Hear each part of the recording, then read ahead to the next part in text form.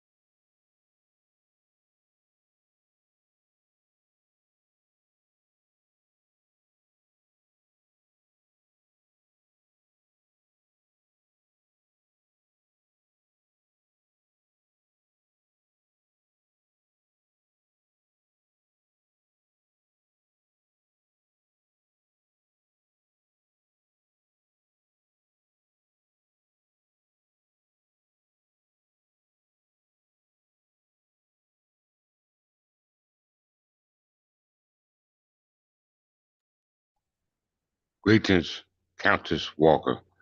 I'll be with y'all in a second. I'm just setting up. Be with you in a second.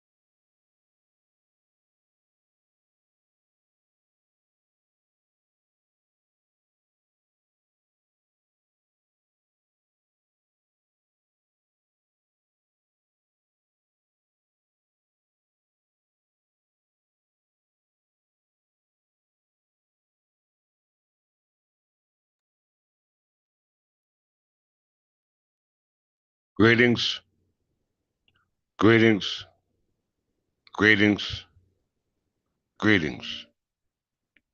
It is I, King Clifford Jefferson, a descendant of Godfrey, the fifth caravan Jew, the son of Folk, the ruler of Jerusalem. I'm the reincarnation of King Edgar the Peaceful, which we know here at the English Third Temple Church of England as Jesus Christ, the Vicar of Christ, or Melchizedek, the King of Righteousness, from as the King of Solomon, or the partnership as the King of Salem. The King of Salem. This is going back to King Solomon, okay, which we're going to talk about today, as well as the Solomon dynasty associated with the Ethiopians. First, I want to recognize the year, February 2nd, 2025, which is equivalent to the birth year 2975. I give honor to my Queen Sister Galveston from the House of Galveston, Archbishop Belmont from the House of Belmont, Countess Searcy from the House of Searcy, Countess Walker from the House of Walker, Countess Middleton, as well as all the countesses who are part of the English Third Temple Church of England, as well as all the earls, nobles, all the family members who are living for the cause and which is the cause for us living. Okay, this lesson today involves what we've been talking about for the past couple of days, involving the Negro, involving the Jew. Okay, all right, it's involving the Negro, it involves the Jew, as well as now we're going to talk about the Ethiopian. Okay, we're going to cover a lot of things. Okay, we're going to talk about the confusion that has been caused as a result of the misteaching of the people who claim to know what it is that they obligated to teach. Okay, so I'm not going to hold you long, hopefully, but without further ado, let's get started with this marvelous lesson. Any questions, please post them in the comment. And like always, like, share, subscribe. Send your free and common sockets to the Third Tip English Church of England, as well as $ Clifford Jefferson L. Once again, greetings to you, Countess Walker. Glad to have you on board today. And let's get started with this marvelous lesson.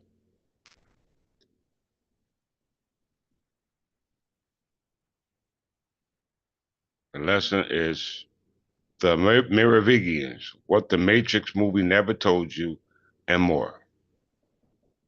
Once again, this lesson is called Merovingian, what the Matrix movie never told you, and more. Okay? Spelled Moor. All right? Not More, but spelled Moor. Very, very, very important.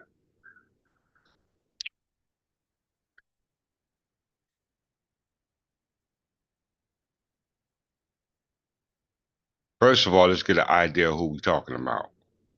We got an abstract idea because we're talking about them right now, dealing with the movie. Let's get a concrete idea of who we're talking about in regards to what we call the Merovingians. Okay? All right. First and foremost, let's see who we are talking about.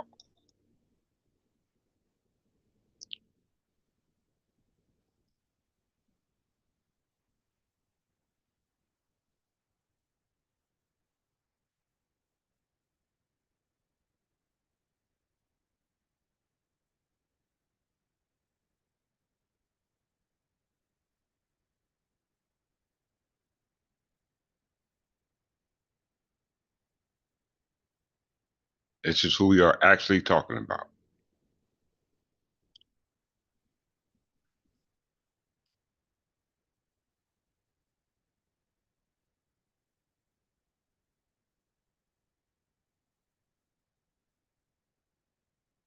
The Merovingian dynasty was the ruling family of the Franks from around the middle of the 5th century until 751. They first appeared as kings of the Franks and the Roman army of northern Gaul. By 509, they had united all the Franks and northern Gallo-Roman under their rule. They conquered most of Gaul, defeated the Visigoths. You hear that? They defeated the Visigoths and the Burgundians, and all extended their rule into Raetia in 537. In Germania, the Alemanni, Bavaria, and Saxons accepted their lordship. The Merovingian Rim was the largest and most powerful of the states of Western Europe following the breakup of the Empire of Theodoric of the Great. Okay? And this is on the Iberian Peninsula. This is on the territory which we call Spain, Hispania, okay, Al-Andalus, okay? And this is in the early uh, Middle Ages.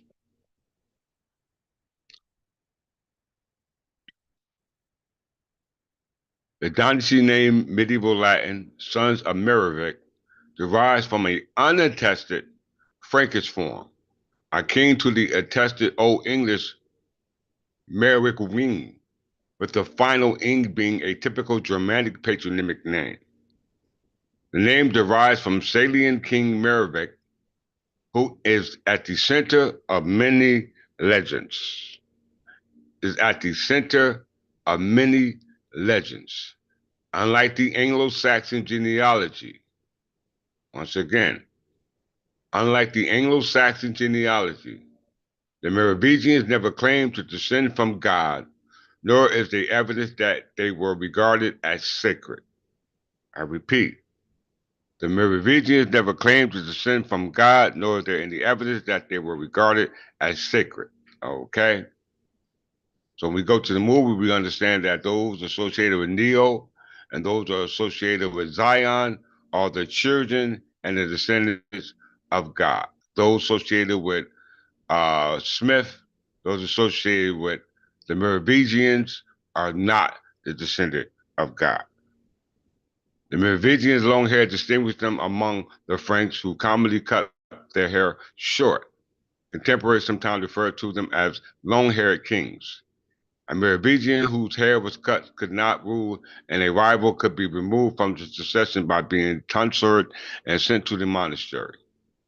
The Merovingians also used the distinct name stock.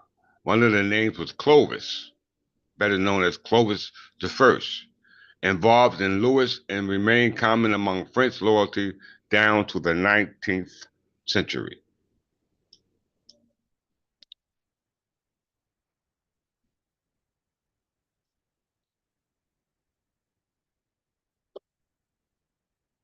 The first well-known Merovingian king was Childeric the First.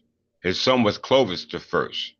Converted to Nicene Christianity, once again, converted to Nicene Christianity, going back to the uh, uh, uh, Nicene Creed, united the Franks and conquered most of Gaul. The Merovingians treated their kingdom as a single yet divisible. Clovis' four sons divided the kingdom among themselves and remained divided until 679, with the exception of the four short periods. Okay? After that, it was divided again only once, in 717 and 1718. The main divisions of the kingdom were Austrias, Neustrias, Burgundy, and Aquitaine. Okay, very, very important. So when we watch the clip, when we talk about the Merovingians, we're talking about the people we just read about. All right. So please do not get confused. All right. Do not get confused. Leo meets or versus the Merovingians. The one.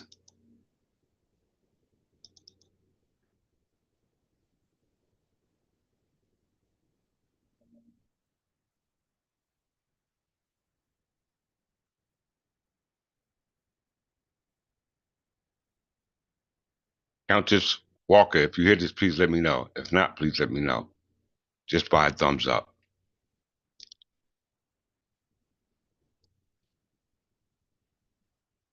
You too. Get the keep girl.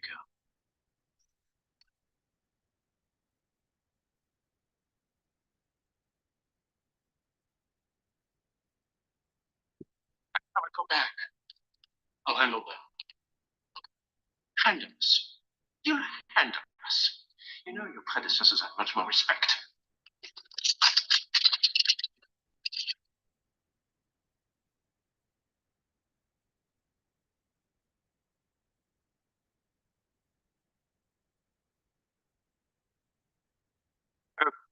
some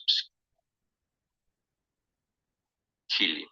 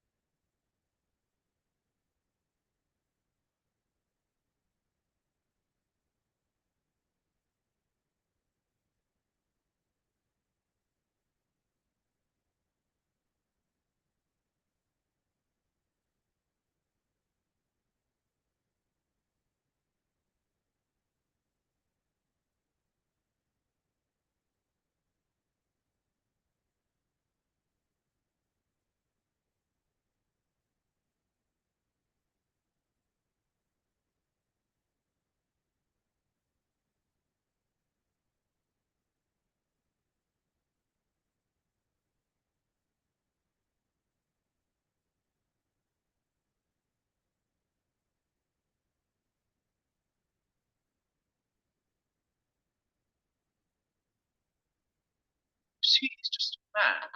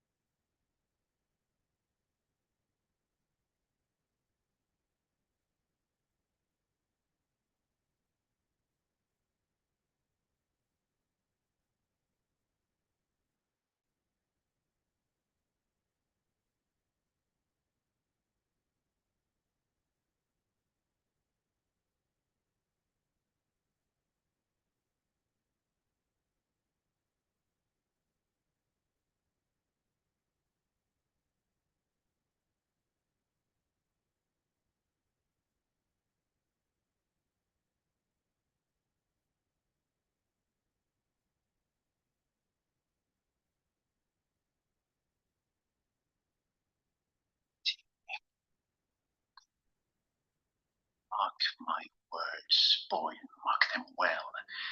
I have survived your predecessors, and I will survive you.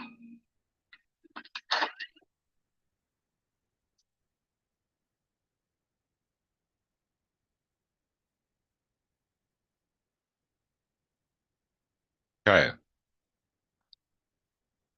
This is what we subject to now. Okay. The matrix that was created by the Merovingians. Okay. The matrix that was created by the Merovingians. Okay. We've been at war with the Merovingians for a long time. Okay. For a very, very long time. All right, and we're going to talk about it today. First of all, I want to make sure that we had volume with that was playing. Did anyone hear that video? Did anyone hear that video? Please give me a thumbs up.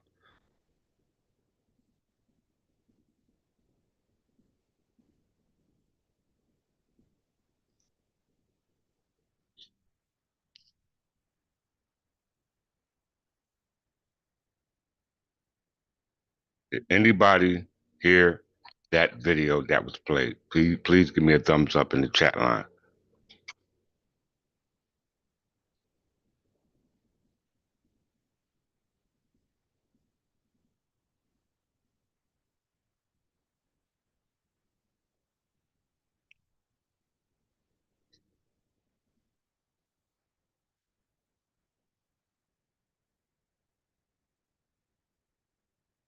If anyone heard the video, please give me a thumbs up in the chat line.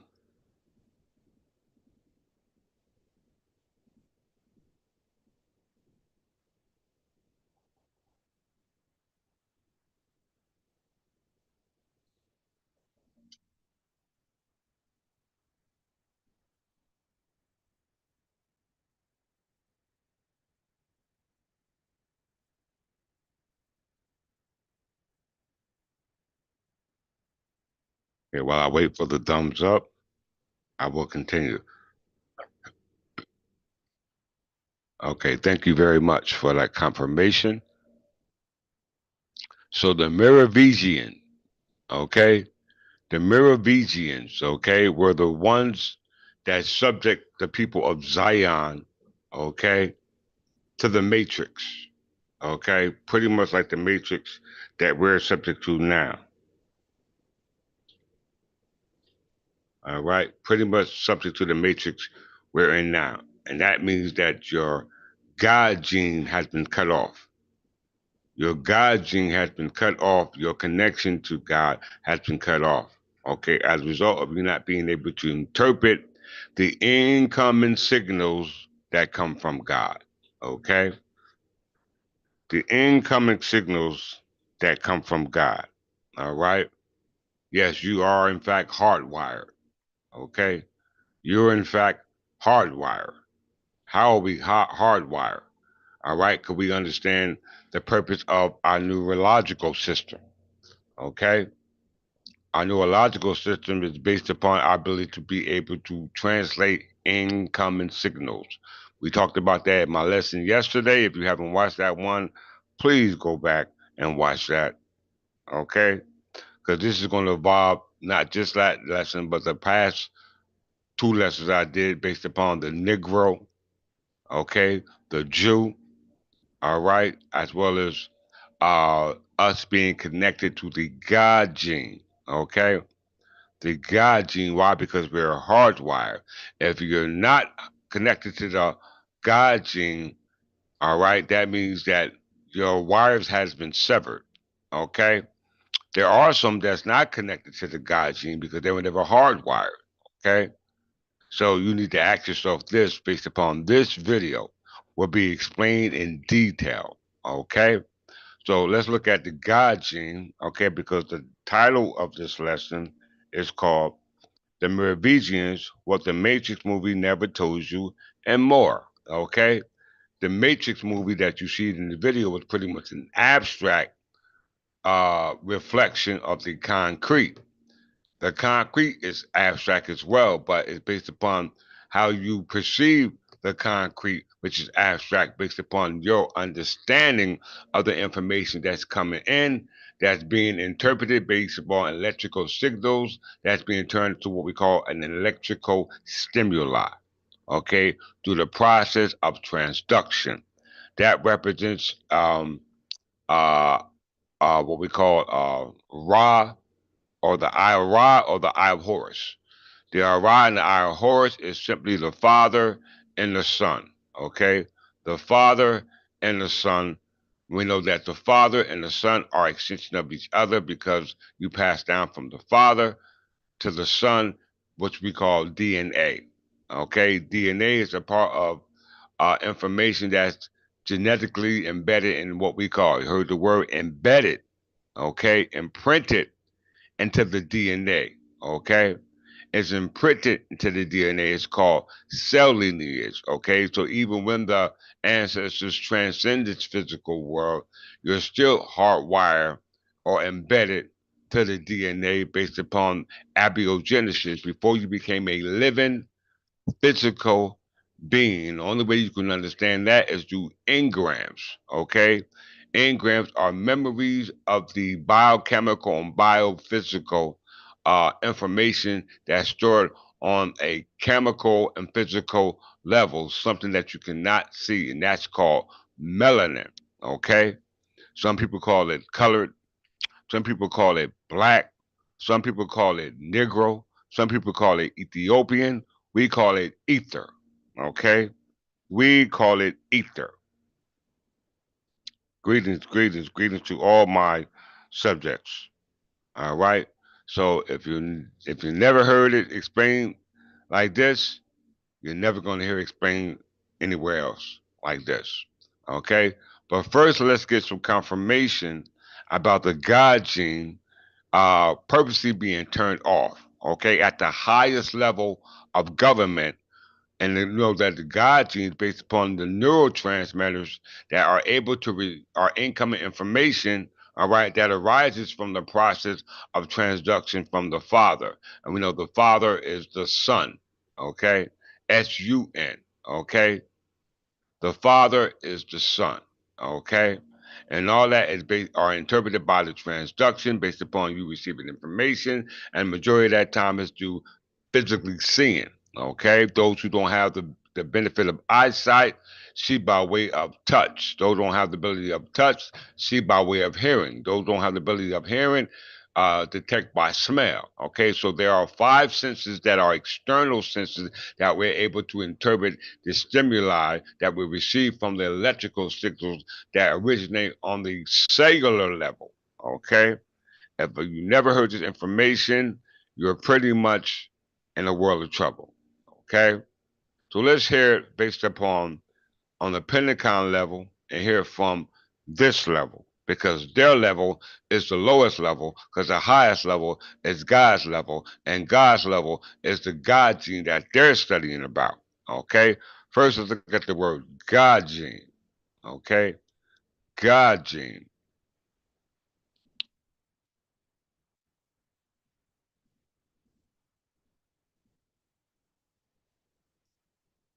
We talked about it yesterday. We're going to talk about it again today. All right, God gene. If you watched the video we did yesterday, it showed you the image of what you pretty much see here. I pretty much a brain hardwire with a chip. Okay, and we know computer chips are made of silicon. This denotes to what we call silicon being versus carbon beings. Silicon being versus carbon beings. All the extraterrestrial that you see do not breathe oxygen. Okay, they do not breathe oxygen. All right. Oxygen is one thing that we need to sustain ourselves on the planet. Without that, we cannot live. Okay. But silicon beings don't need oxygen. Okay. All right. We know silicon results from fusion. Fusion is a process that originates from the sun. Okay. We must understand that. The God gene hypothesis proposes that human spirituality is influenced by hereditary and that specific genes called vesicular monoamine transporter 2 predisposes humans toward spiritual and mystic experience. You call this, we call it an out of body experience through autobiological memory, okay, through engrams, through memory daydreaming. What we're doing now is having a spiritual and mystical experience, okay? All right? A spiritual and mystical experience. Thank you, K.K. Harper, okay? A mystical and spiritual experience on the cellular level, okay? On the cellular level. It ain't nothing you're gonna be looking up in the sky for. It ain't happening, okay? Because all that is subject to time and space, okay? And time and space is subject to the universe. You know what I'm saying? We know that the universe is based upon mass, okay? All types of mass, okay? Mass is based upon the density, the volume, okay? So it says the God gene hypothesis proposed that human spirituality is influenced by hereditary, that's a specific gene, in particular, monoamine transporter gene. Okay? Very, very important you understand that because this determines your behavioral habits. Okay? This in turn determines your behavioral habits on a genetic level. The God gene hypothesis is based on a combination of behavioral genetics. I didn't write that, somebody else wrote that. Behavioral genetics, also referred to the behavioral genetics, is a field of scientific research that uses genetic methods to investigate the nature and origin of individual differences in behavior. While the name behavioral genetics connotes a focus on genetic influences, okay? on genetic influences. So behavioral genetics is the neurobiological and psychological study of yourselves, okay? You can't do that externally because everything you know we see externally is an illusion. The only neurological and physiological thing study you can do is an internal study on yourself on a cellular level. Okay, all right, beneath the surface. The major argument of the hypothesis is one, spirituality can be quantified by psychometric measurement. Two, the underlying tendencies to spirituality is partially hereditable. And three, part of this hereditability can be attributed to the what gene of the VMAT2 gene. This gene acts by altering monoamines level. And five, spirituality provides an evolutionary advantage by providing individuals with an innate sense of optimism. Okay, this is so very, very important for those who are going to be able to make the next transition from three-dimensional to the fourth dimension. Okay, three dimension from the fourth dimension. You went from the first dimension to the second dimension to where you are now. Okay, the only thing missing is your knowledge about the fourth dimension is based upon the past. Okay, because three dimensions is based upon the past subject to the same time continuum. Okay, past, present, and future. Without the past, you wouldn't be in the present. If you're in the present, don't know the past, you damn sure don't have a future. Okay, so it's very, very important that you understand this. All right, and let's look at now. Let's go into why the God gene is so important. All right, why the God gene is so important because the Merovingian is the one responsible for us being trapped inside the matrix. Okay, being entrapped inside the matrix. But when we say matrix, once again, we go right to the abstract. We start talking about some an idea that popped up in our head, which is all right. An idea pop in your head because that shows you the ability of your ability to be able to be cognitive. Okay, but about what things you see externally or things you see internally. Okay, because we know externally is based upon your five senses. Okay, we know externally is based upon your internal, and you can't see underneath your skin, but something's going on underneath your skin. This is called engrams, okay? Through mental perception, you are able to be able to change what's going on the molecular level based upon you being able to make sense of the incoming signals that are now being a stimulation not on by the neurological system by itself, but the mental faculties that you have that are conscious because you need that to make conscious decisions, okay? Which determines your behavioral impact based upon that genetic conscious decision. Okay, so with that, we're going to go to matrix and physiology. Okay, because physiology means what? The study of self. Like, share, subscribe. Once again, all donations, are warranted based upon free and common focus. So we thank you. Send them to Clifford Jefferson L or $ Clifford Jefferson L or the Third Temple English Church of England. All right. In biology, matrix, matrix means to measure. It's the material or tissue in between the eukaryotic organism or cell. Once again, I ain't talking about spookism. Okay? We ain't talking about spookism. It says the matrix in biology is the material, substance, object, or tissue in between the eukaryotic organism cell. Okay? The structure of connective tissue is an extracellular matrix. Fingernails, toenails grow from matrices. It is found in various connective tissue and serves as a jelly-like structure instead of cytoplasm and connective tissue.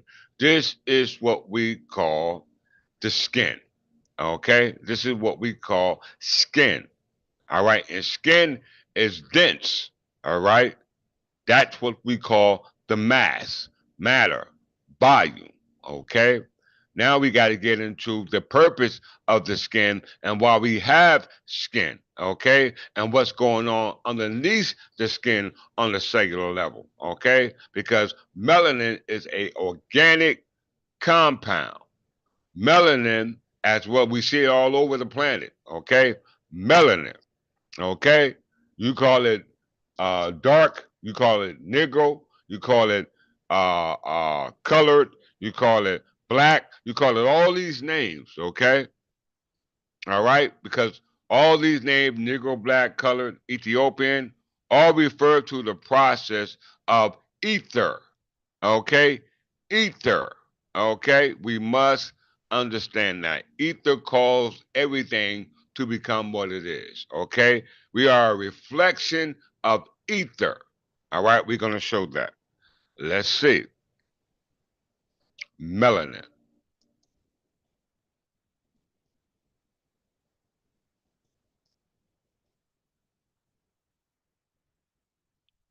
All right, melanin from ancient Greek, black or dark. You hear that? Melanin from ancient Greek, black and dark. You can call it colored, you can call it negro, you can call it nigra, you can call it nigger, nigger, not nigger, two G's, but one G. All right, is a family of biomolecules organized as agglomerates or polymers, which, among other functions, provide the pigment in many organisms. Melanin pigments are produced in a specialized group of cells known as melanocytes. Everyone heard that word, right? Melanocytes. Okay? Very, very, very, very important. Right here. And human skin. Melanogenesis is initiated by, everyone said, the exposure of UV radiation, causing the skin to darken. Euromelanin is an effective absorbent of light. The pigment is able to dissipate over 99.9% of absorbed UV radiation. Why? Because you are light. Okay? You are light. If you understand melanin, melanin reflects the radiation that comes from light. Okay? And most of the light that it reflects comes from the sun. Why? Because you were made that way. You're made like no other. Okay? Very, very, very important for you to comprehend that. All right? Melanin. It is a what? Polymer and agglomer, which among other functions provide pigments of many organisms. So this is given to you before you even become a human being. This is the process of evolution, okay, which we call embryogenesis, the process from non-living things to living things, okay? All right, and it's all a result of information incoming and that you're receiving, and that on a cellular level is able to interpret those incoming signals without your ass even having nothing to do with it. Okay, nothing to do with it. Okay, you're able to interpret this signal. Okay, because it's not something that's just happened. All right, you know what I'm saying? It was a process of embryogenesis. Let's look at that again.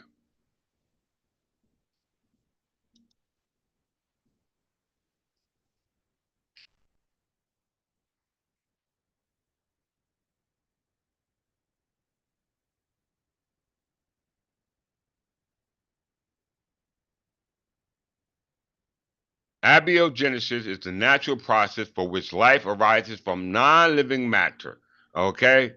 Non-living matter. We know matter is called volume, and volume is called mass, and mass is things that exist within what we call the universe. We know when God said, "Let us create man in our own image," He wasn't talking about man of mass, of matter, of volume. Okay, because when God said that, God wasn't no physical being because He could not create all that's within the world and all that's within our solar system and all within the universe because he would be confined to, everyone said, time and space, and time never was when man was not. As the life of time begin, time will be no more. Okay? So you got to go back before things that were created subject to time and space, and that includes that evolutionary man, which you are not.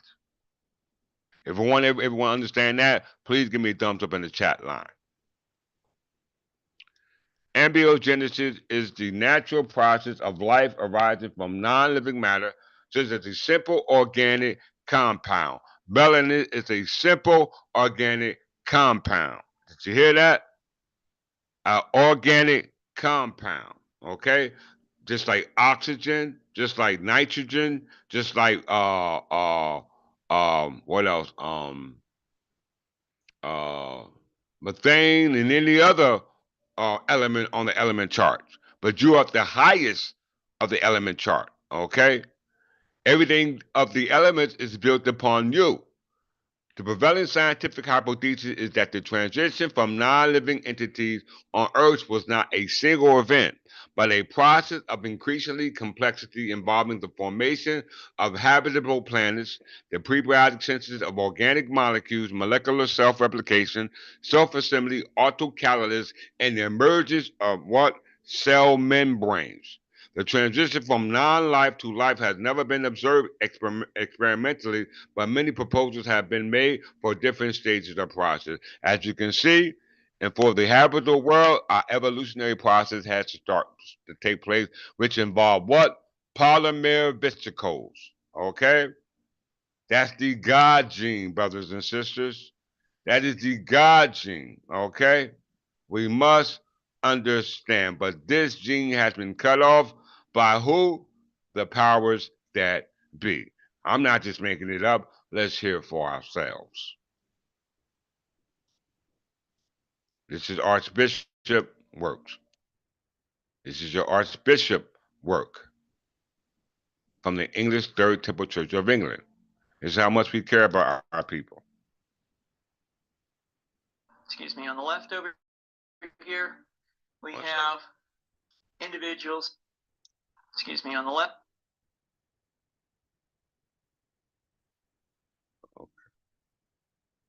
over here, we have individuals who are religious fundamentalists, religious fanatics. And this is the expression, RT-PCR, real-time PCR expression of the VMAT2 gene. Over here, we have individuals. So let me complete. It said you had a couple holes in your theory. If you can hear this, please let me know. Not particularly. Can you hear this? Please let me know. Excuse me, on the left over here, we have. Archbishop, can we hear this?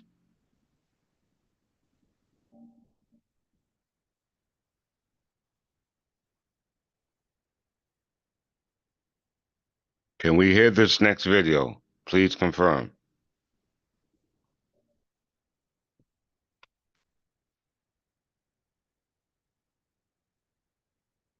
Can we hear this next video? Please confirm.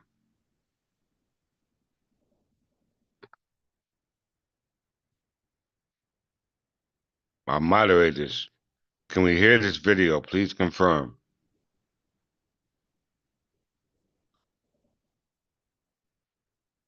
I pause it right now because I don't want to go too far. I just want to make sure that you can hear it. Please confirm. All right, thank you. Individuals who are religious fundamentalists, religious fanatics. And this is the expression, RT-PCR, real-time PCR expression of the VMAT2 gene. Over here, we have individuals. So let me complete. So over here, we have individuals who are not particularly fundamentalist, not particularly religious, and you can see there's a much reduced expression of this particular gene, the VMAT2 gene. Another evidence that supports our hypothesis for the development of this approach. What you see here is by spreading this virus, we're going to eliminate individuals from dying on a bomb vest and going into a market, blowing up. So our hypothesis is that these are fanatical people, that they have overexpression of the VMAT2 gene, and that by vaccinating them against this, we'll eliminate this behavior. So we have some very, very remarkable data in this next slide. Here we have two brain scans. These are fMRIs. These are two different individuals with different levels of expression of VMAT2. On top is an individual who's a religious fanatic, an individual, and we've repeated this numerous times, that has high levels of VMAT2. Now, This individual down here. Now look behind me. Okay? Look behind me. If you watch the video that we played yesterday, it shows you a picture of the actual brain, a brain looking like actual computer board, okay? Where the computer chip exactly is what's showing up on the actual digital screen you see in the MRI, okay? All right, very important. It's pretty much what you see here. If we took the brain and turned it around, okay, 12 o'clock, you will see that that chip will be on the right side exactly where it is here in the anterior insula. Okay, let's continue. Who had low levels of the VMAT2 gene. This individual would self-describe as not particularly religious. In each case, these individuals were read a religious text. This individual lit up the right middle frontal gyrus, shown here, and that's a part of the brain that's associated with theory of mind. It's a part of the brain that has to do with intents and beliefs and desires. In marked contrast, here's an individual who would not particularly self-describe as religious. And when they're read a religious text, what you see is that this part of the brain called the anterior insula lights up. This is a part of the brain that's associated with disgust or displeasure on hearing something. Do you suggest like make a CT scan with me when I'm evaluating people to determine whether they're putting a bullet in their head? So he said, so a CT scan would determine if you can put a bullet in somebody's head. Okay, and they also said that the front one or the top picture of the brain was associated with those who were religious fanatics. Okay, all right, which based upon their belief. The one on the bottom is just based upon those who were not religious fanatics, but yet they read and they were able to study. You know what I'm saying? And as a result of that studying, the enhancement of whatever it is that they read caused that frontal lobe to, like I said, light up. Okay, versus those who just had a belief. Okay, let's see. The data that I'm presenting here supports the concept that we're proposing, and I think that we would not propose to do CT scans or fMRIs on individuals out in the hinterlands of Afghanistan. The virus would immunize against this VMAT2 gene, and that would have the effect that you see here, which is it's essentially to turn a fanatic into a normal person. And we think that will have major. He said, turn a fanatic into a normal person by cutting off the God gene, by inducing them with an inhibitor. Okay, this is why they got all these vaccine shots going on. Okay, very, very important for you to comprehend that. Your effects in the Middle East. How would you suggest this is well, so the present plan and the tests that we've done so far have used respiratory viruses. Respiratory viruses. Rhinoviruses. And, coronaviruses. That's a way to get the exposure of the largest part of the population. Most of us, of course, have been exposed to both of those viruses. He said, majority of us have been exposed to both of those viruses. Okay? So they're already planned on inhibiting us from receiving the God gene, which is the ability to be able to interpret electrical signals by way of it being interpreted, and we in turn turn into a stimuli in which you're able to interpret through your neurological system, do what they call transduction. Okay, to interpret the incoming signals. All right. They cut off the ability to interpret it only in the external sense, okay, and left it up to the external senses, okay, what you see, touch, smell, see, and hear.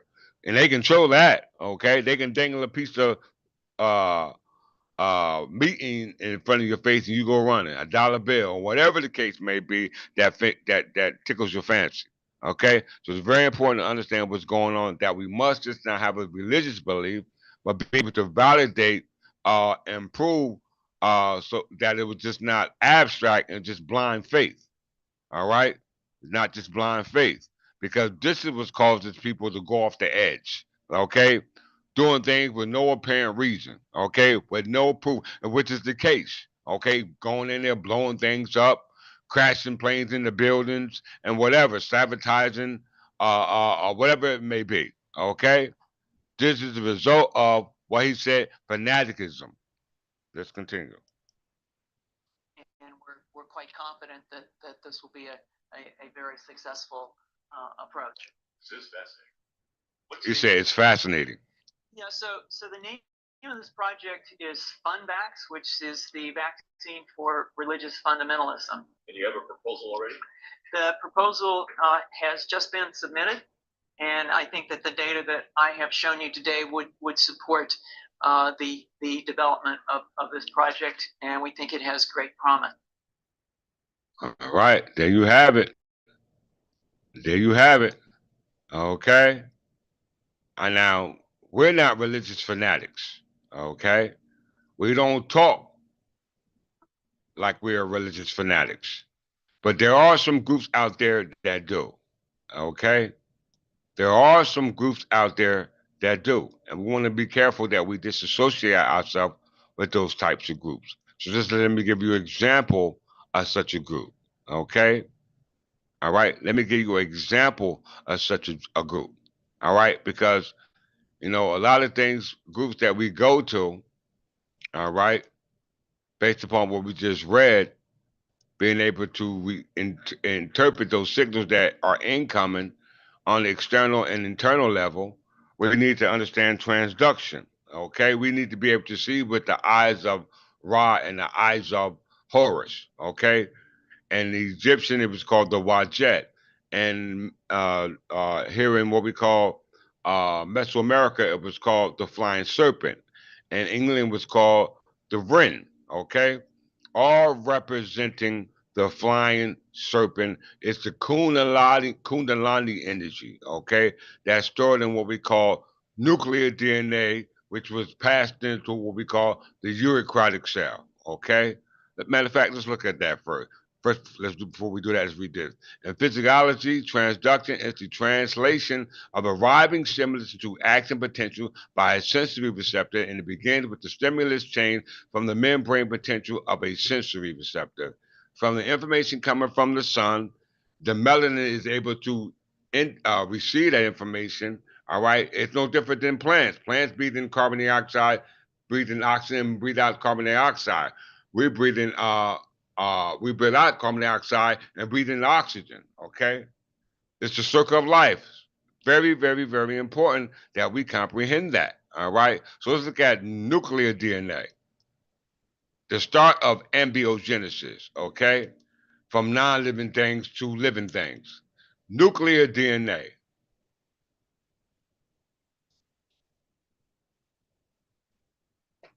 All right, this was the cause of abiogenesis.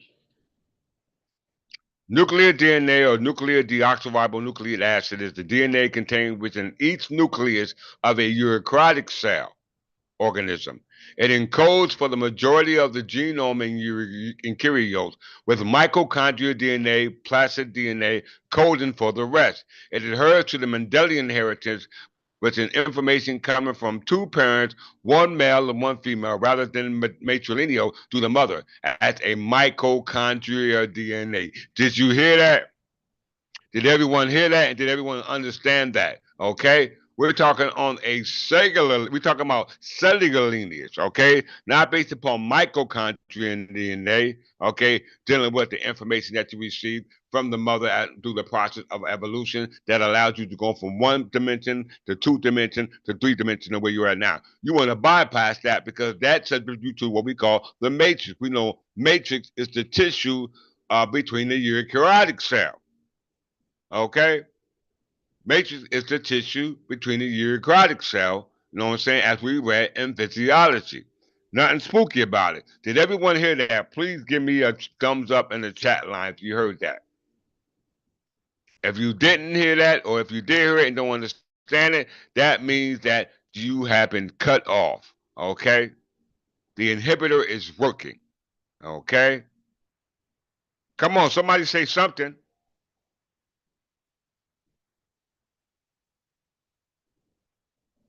Somebody say something.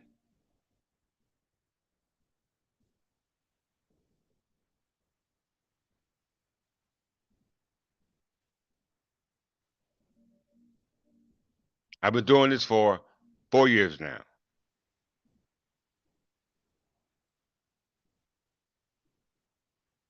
Newcomers, what's up, my members? Come on now, what's up, my members? This is Brother McCarroll and Brother Harper. Newcomers, what's up, my members? Come on now.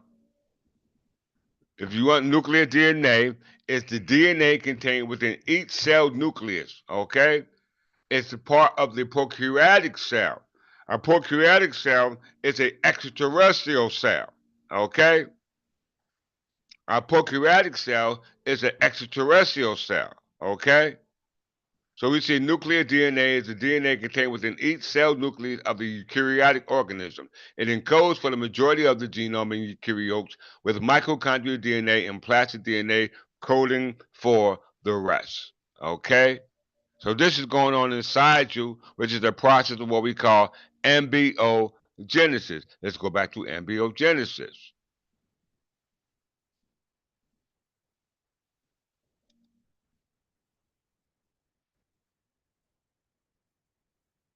This is what you wasn't told inside the Matrix movie.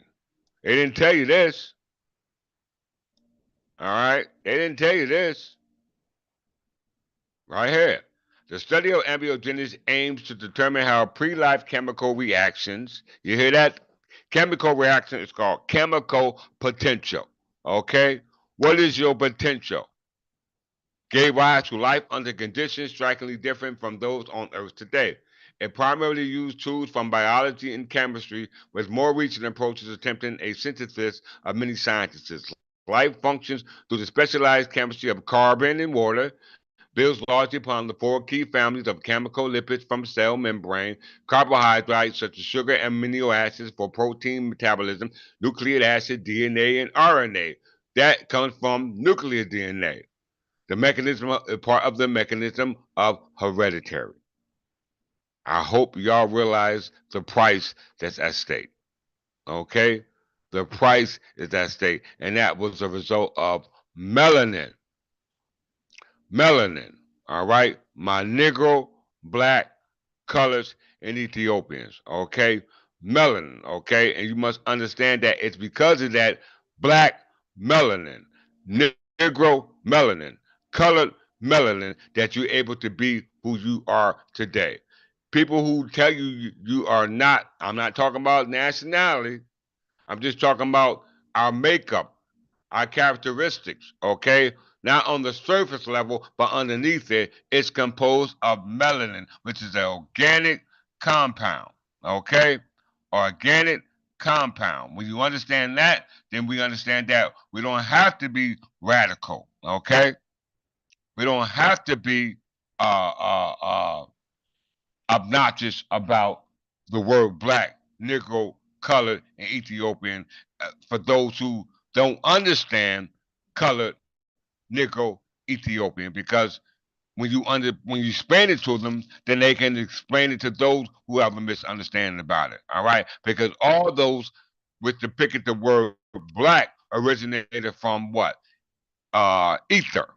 Okay, ether, and ether it means the same thing as black. Okay, let's look at it before I go on with my beautiful lesson. Ether as an element,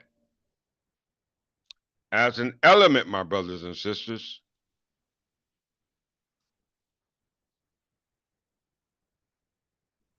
Ether. According to the ancient medieval scientists, you hear that? Medieval scientists, they knew this, so what happened? Alternative spelling include ether, ether, and ether, also known as the fifth element or quintessence. Quintessence, remember in the Transformers, quintessa? It is the material that fills the region of the universe beyond the terrestrial sphere. Okay, so beyond the terrestrial sphere, we know universe is time and space. Ether put space there. Okay, universe created space for what? Light to travel. Okay, and light comes from what? The sun. Okay, and sun starts the process of ambiogenesis as a result of melanin. Okay, it says the fifth element or quintessence is the material that fills the region of the universe beyond the terrestrial sphere. The concept of ether was used in several theories to explain several natural phenomena, such as the propagation of light and gravity. And the 19th century physics postulated that ether permeated space. What does permeate mean? To spread out, providing a medium through which light can travel through what? A vacuum. What is a vacuum? A vacuum is what?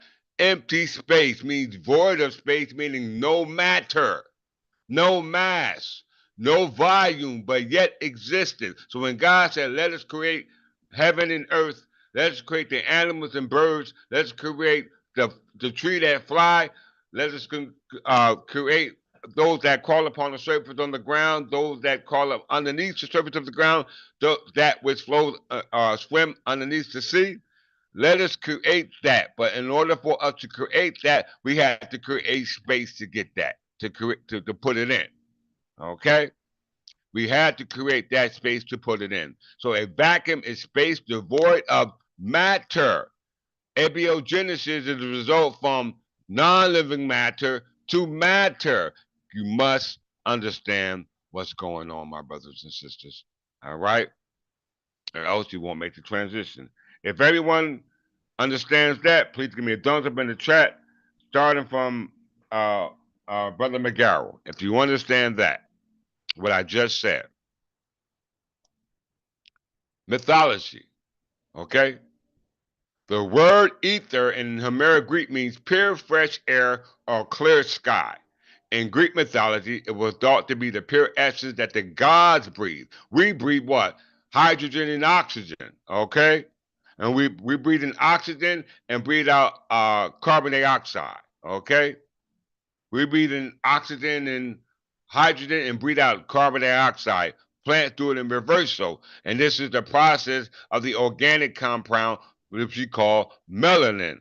It's like this body's like a spacesuit. Okay? The body's like a spacesuit, a suit to fill up space. Once again, a suit to fill up space. Okay?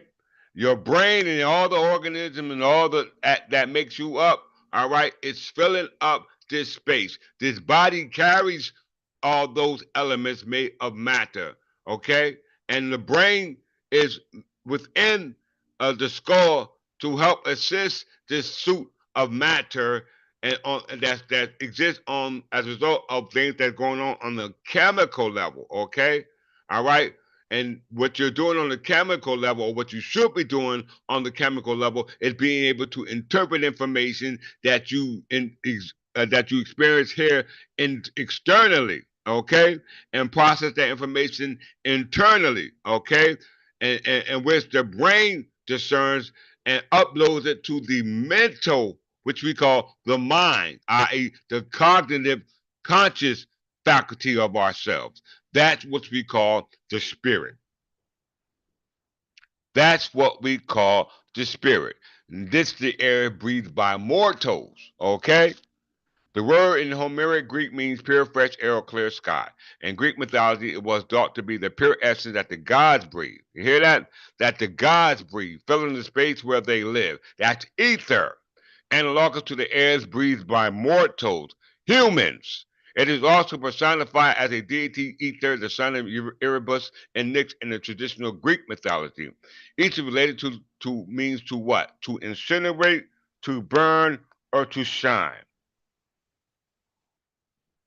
To incinerate, to burn, or to shine. Ether also meant people with a black facade. This is where the term Ethiopia or Ethiopian come from. Okay?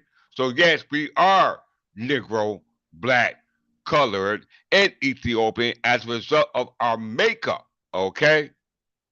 Our makeup, but our nationality is Anglo-Saxon Berbers, okay?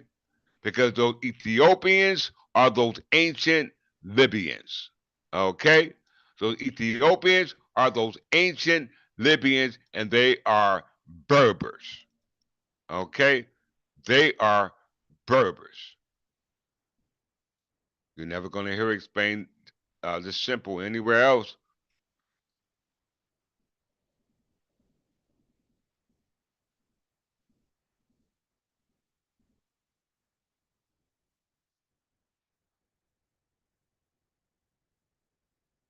All right? We are Berbers.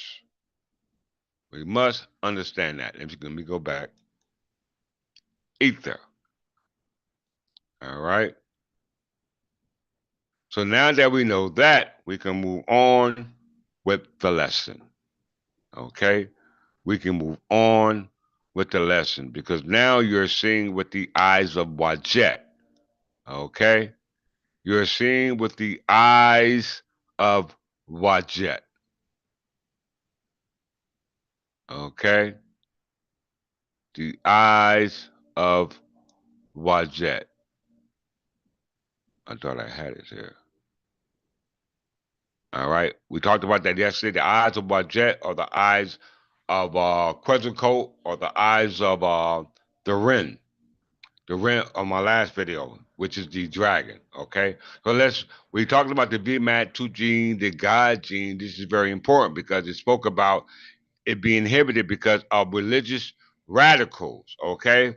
And we have to ask ourselves, are we actually religious radicals? Okay. Nothing that we said right here today or any time on our platform has it come off to be radical teachings, okay?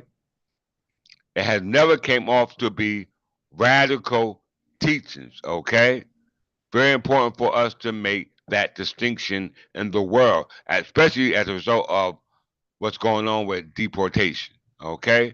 We're going to talk about that as well because now they're coming for Native American Indians, all right? Not just 14th Amendment citizens, but they're also coming for Native American Indians. Okay? Yes, ISIS is coming for them as well. We're going to talk about that in a minute. Let's get it. So get to a radical group. Okay? No disrespect, but the language is radical.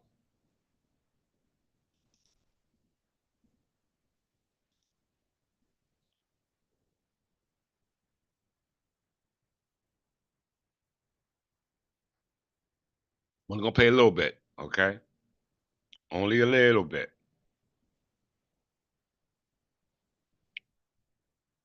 This is just to get you to open your eyes. Not just one of them, both of them.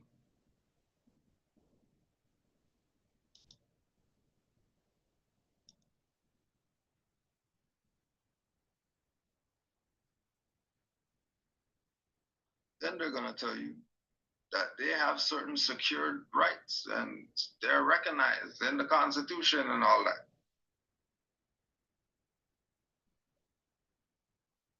Thank you, Brother McGarrell. Where's the Moors Civil Rights Act? The Indians have a Civil Rights Act. Where's the Moors one?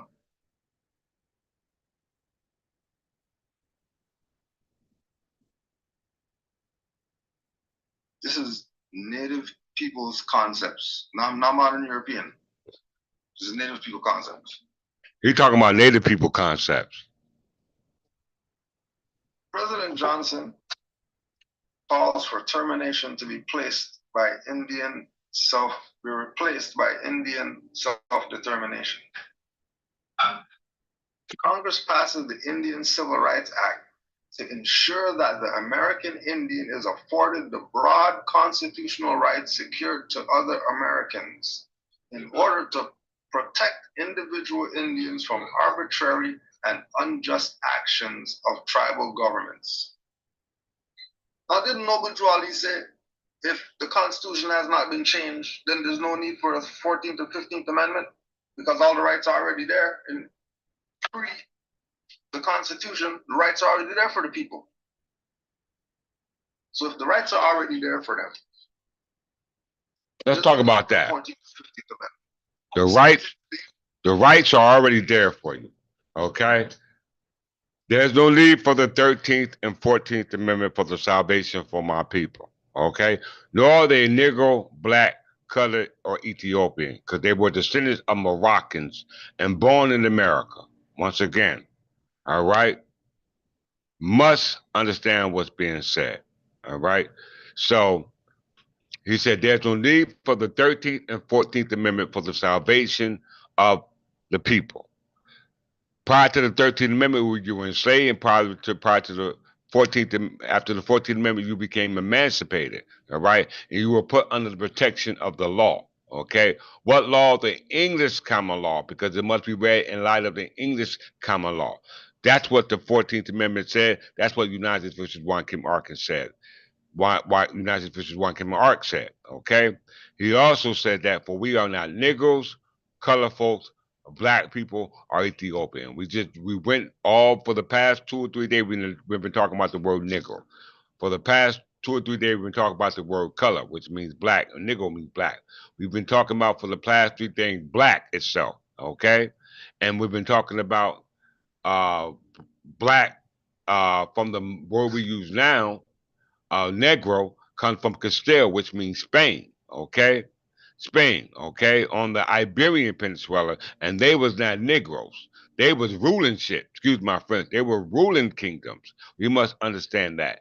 And then Ethiopian. We just went over Ethiopian, and we looked at that from a biophysical and biochemical level, and that means that if we throw that away, that means we have no connection to God. Okay, we have no connection to God. All right. And then he said we are Moorish American because we are descendants of Moroccans and born in America. Well, if I'm not mistaken, Moors are descendants of Arabs as a result of the of their blood. You know what I'm saying? Because uh Moors are those who uh, immigrated from the Arabian Peninsula and then colonized what we call the Maghreb, okay? And then they colonized what we call the Iberian Peninsula, okay? Very, very important. Everywhere the Moors went, they went colonizing and conquesting. Okay. I'm not just saying that. The proof says it. Okay. So why would we start calling ourselves what we were based upon the characteristics when we were on those land masses to something that we're not based upon what they want us to call us when we were uh, falsely identified with this term and then forced to use it, okay, and then forced into servitude with that name, okay, as we can see in the invasion of the Maghreb by the Umayyad dynasty, as we see an invasion of the Iberian by the Umayyad dynasty, as well as the invasion of England, as well as the invasion of North America, because we see that England, Spain, and France were unified. All right, this we must understand. So for them to say this is radical. Let's continue. Indian Acts. If the Constitution has not been changed, then there's no need for any Civil Rights Indian Act. The act is a highly controversial law because it authorizes federal courts, remember bankrupt entity, to intervene in intra-tribal disputes, a power they never had before.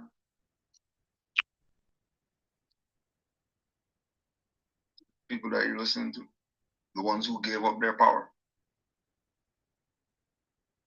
The Indians, all the American Indians, whoever, that are saying that that's the status, it's not about being Moors. This is what all of them agree to, knowingly and unknowingly. Because remember, this is 1968. Pre-1968. Pre-1968, what were these Indians?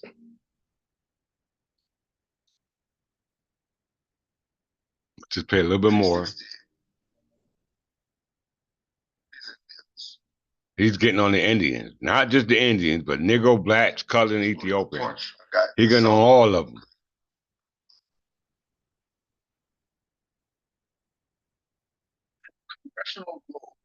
House of Representatives, Friday, January 3rd, 1845, right? In regards to the annexation of Texas, the stupendous deserts between the Nueces and the Bravo rivers are the natural boundaries between the Anglo-Saxon and the Mauritanian races. Did y'all hear that? Did you hear that? Did y'all hear that? It went right over his head. Let's go back there. Indians, all the American Indians, whoever, that are saying that that's the status. Now we know that the 5 civilized tribes were civilized by the Anglo culture, just like the white Americans were civilized by the Anglo culture. Prior to them being civilized by the Anglo culture, they was not what? Civilized. Pre-1968. Pre-1968, over these Indians.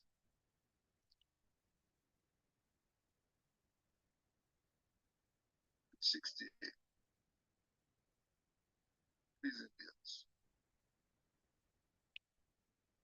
All right, you read it, you hear it, y'all hear it.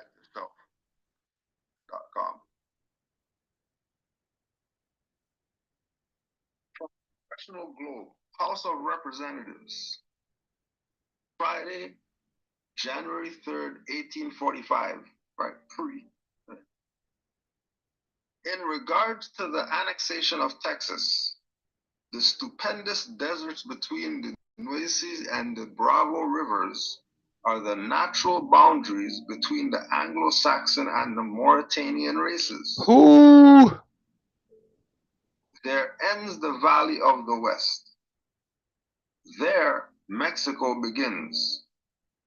Thence, beyond the Bravo, begin the Moorish people and their Indian associates, to whom Mexico properly belongs. Let's stop there.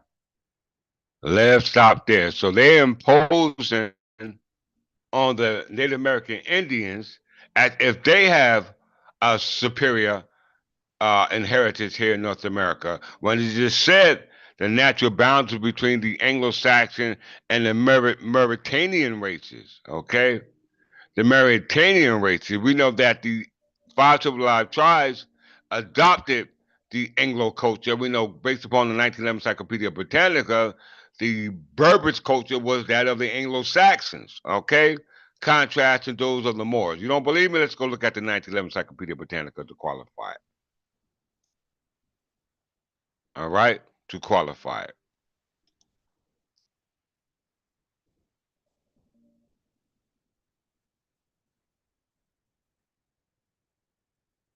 You can't make this up.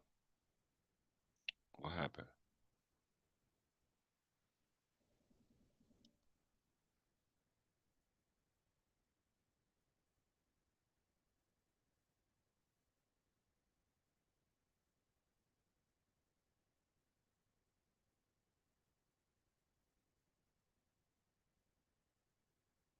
Let's see.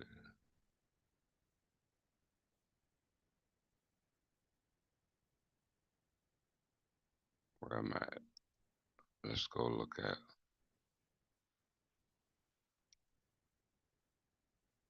1911 Encyclopedia Britannica.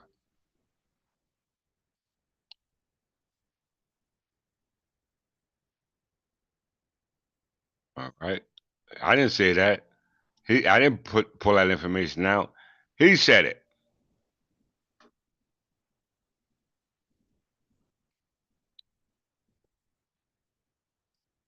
1911 Encyclopedia Britannica and Berbers. So he associated the Anglo-Saxons with the Mauritania. Okay? He associated the Anglo-Saxons with Mauritania. Okay? That's what he said. Now we're reading about the Encyclopedia Britannica. Berbers, the name under which include the various branches of the indigenous Libyan race, i.e., the Ethiopians, race of North Africa. That's what it said. Ethiopians were the ancient Libyans, i.e., those black people, i.e., not just on the physical level, but on the metaphysical level, which we call cellular level, okay, or a biochemical and biophysical level, okay, where we can explain it to somebody and not have them told this and don't have a clue what the hell you're talking about. Since the dawn of history, Berbers have occupied tracts between the Mediterranean and the Sahara from Egypt to the Atlantic. Okay, we have it right there. We also come down here.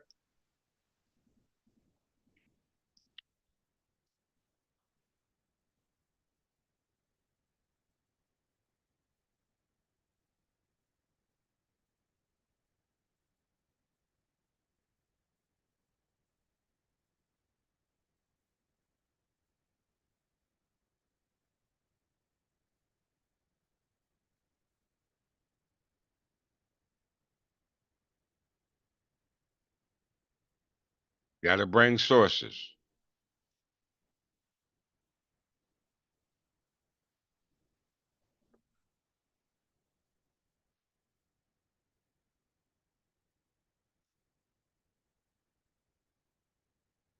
Yeah. It says the invaders who have most affected the Berber race are Arabs. Once again, the invaders who have most affected the Berber race are Arabs. It didn't say white people. Okay. It didn't say Spanish people. It didn't say French people, Frankish people. It didn't say Vikings. It said Arabs are the most affected. The Berber race are Arabs, but the two races with a common religion, often a common government, with the same tribal grouping, have failed to amalgamate to any great extent. This fact has been emphasized by Dr. R. G. Latham, who writes all that in Arabic in the Kingdom of Morocco, all that Arabic and French province of Algeria. That means on the island of Iberian Peninsula, okay? Not over in Africa, but on the island of on the French province of Algeria part, so that might be the case. All right, so let me rephrase that. All that is not Arabic in the Kingdom of Morocco, all that is not Arabic in the French provinces of Algeria, and all that is not Arabic in Tunis, Tripoli, and Fez is Berber. You hear that? So no matter where you go with it, it's Berber. This explanation lies in the profound distinction of their characteristics. The Arab is a herdsman and a nomad. The Berber is an agriculturist and a townsman. The Arab has built his social structure on the Quran, which inculcates absolutism, aristocracy, and theocracy. The Berber, despite his nominal Mohammedanism, is a democrat with his Jimna or Wittenma and his Qanun unwritten code, the Magna Carta of the individual liberties as opposed to the community's good. I didn't say that. The 1911 Encyclopedia Britannica says that. And we know that Witten goes back to Alfred the Great, and Alfred the Great unified all the barbarian tribes. Okay? Yes, Alfred the Great unified all the barbarian tribes. Okay, not just in England, not just in um uh uh the Iberian Peninsula, known at that time as Spain. All right, but as well as in what we call Africa. All right, Africa. We must comprehend what's going on. All right, where else I want to go with that? Let's go to 1911 Encyclopedia Britannica on the word moor.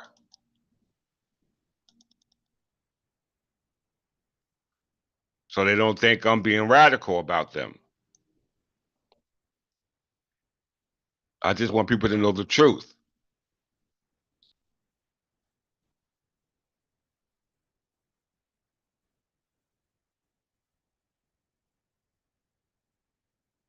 Moors, all right? Mori, dark men, okay? The name which, so it means exactly, it's an adjective, all right? If you pronounce it Mori. The name which at present used is loosely applied to any native of Morocco. Loosely applied, but it is a stricter sense only to the townsmen of mixed descent. Okay, so it can apply anybody, and not specific. All right, very important. They're not specific. All right, when you saying uh um, black, Negro, colored, Ethiopian. They all make a reference to the characteristics of those people being of darker hue. But we made our connection of the people of darker hue going back to the ancient Ethiopians, okay, which goes back to Ether because we know that the ancient Ethiopian comes from the Solomon dynasty, going back to King Solomon, and King Solomon had more in common with the Sephardic Jews, and we know Sephardic means the Iberian Jews, okay, versus the Ashkenazi Jews and the Mizraim Jews, all right. He had more in common with them, all right, which we will discuss today. So Moors, dark men, the name which at present used is loosely applied to any Native American, but the stricter sense only to townsmen of mixed descent. And the sense is also used of a Mohammedan townsman in other Barbary states. It has been by some connected with the Hebrew and Phoenician Mahur Western. Western derived it from Mahur, a corruption of Amazur, which is plural Amazur and Mazir, archaic form of the Berber native name Amazigh, the free. Okay? Now, we already read the 1911 Encyclopedia Britannica on what the word Berber. Now we're reading what they say about the word Moor, or the term Moor. Okay? The term Moors have no real ethnological value. The tribes known to the Romans by the name were undoubtedly a Berber stock. You hear that? A Berber stock. They first appear in history at the time of the Jugothine War, when Mauritania, west of the Malucha, was under the government of the kings of Bocas, and appears to have constituted a regular and organized state. Okay, let's go a little further. With the rest of Africa, Mauritania was overrun by Arabs in the 7th century. Okay, the subsequent conquest of Spain was affected chiefly by Berber tribes, and the only reason why you say that as a result of the Berber conquest of the Iberian Peninsula, which resulted in the reconquistador of the Iberian Peninsula by those Spanish Berbers. By the Muslims in the peninsula known to the Christian nation, as Moors always had a strong strain of Arab blood and most respect became Arabized. You hear that? The race was also influenced considerably by intermarriage with natives of Spain, and when the Moors were finally expelled from that country, they had become almost entirely distinct from the Berber kinfolks. Once again, I repeat, the races was also influenced considerably by intermarriage with the natives of Spain. And when the Moors were finally expelled from that country, they had become almost entirely distinct from the Berber kinfolks, to whom they were known as Andalusians. So Andalusian was the name given by the Umayyad when they conquered England. Okay? When they conquered Spain, all right? We must understand that because this goes in the history of the Jews or Sephardim who were over there along with King Solomon, because this territory in Portugal was known as King Solomon's Table. Okay? King Solomon's Table.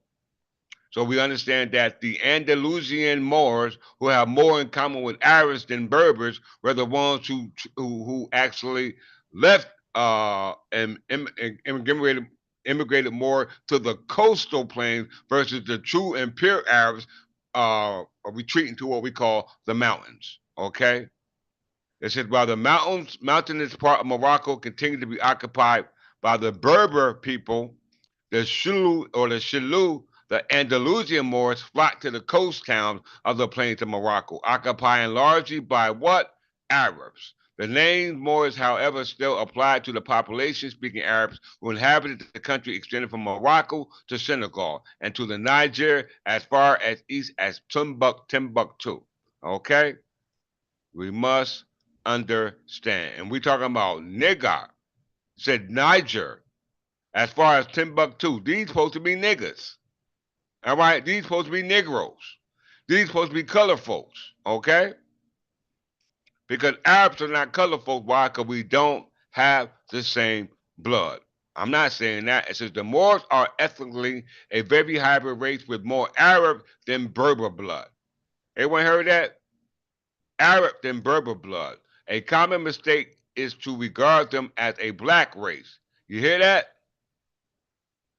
A common mistake is to regard them as a black race. So that's why Moore says they ain't Negro, blacks, colored, and Ethiopian. They are Moorish Americans because they know they're not black. But you got black people saying that when you shouldn't be saying that because you have more Berber blood than you do have Arab. So it says that if you don't know you have more Berber blood than you have Arab, then you are in fact a white race, which classify you like they did with the North Americans here in North America in this Naturalization Act of 1790. And it said in that case that the people who are darker race of the European continent were considered to be what? Anglo-Saxon with darker skin. Contrast to people over in that territory as light-skinned Japanese or Chinese. And we know when we speak about the United States versus Juan Kim Art, in lieu of the emancipation of those who were considered black people or Negroes or colored, that information based upon how they should be construed once emancipated and conferred citizenship should be the English common law of England. All right? We must understand what's going on. So they are a white race, though often sunburnt and bronzed for generations, and both their children and those who have lived in the cities might pass anywhere as European. Did y'all hear that? I didn't make that up, brothers and sisters. All right? So let's not speak radical about the Negroes, the blacks, the colors, and Ethiopians, because that is the makeup of our genetics, okay? Which is a result of the ether that flows through our spacesuits, okay? Because ether preeminates space, so all that organic compounds, including melanin, can be used to start the process of embryogenesis, where you became a non-living soul to a living soul to go back to a non-living soul, but still a soul. When I say non-living, I mean not living in your body because now you're not subject to space and time because you gave up the spacesuit. Okay? You gave up the spacesuit. Okay? So with that, let's talk about another radical group. Okay? Another radical group because we know that the Native American Indians, which adopted the Anglo-Saxon culture, okay, which became civilized, we know that the American white people was also civilized by the Anglo culture. Okay, but now they're saying that Anglo Saxons, I mean, pardon yourself. Now they're saying that Native Americans are now being subject to ICE. Okay, not Native Americans, but Native American Indians, okay? Because the Native Americans are not white people. The Native Americans are those who are indigenous to the land, which are the Anglo Saxon Berbers or the Spanish Berbers or the Negro Berbers, because the word Negro comes from Spain, and the word Negro originated in Castile of Spain, which goes back to the kings of Castile, which was protecting the landmass on the Iberian Peninsula, okay, which King Solomon and the Sephardic Jews were originally from. Okay, we must comprehend that. Let's get it, y'all. Let's watch another video.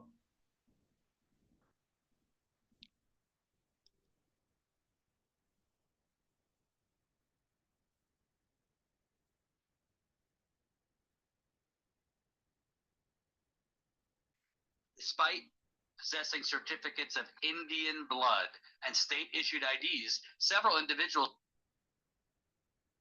have been detained or questioned by ICE who do not recognize these documents as valid proof of citizenship. The same people who stole these people's land and has basically deported them onto reservations are the ones telling them, yeah, no, your evidence of Indian blood, that's not proper documentation.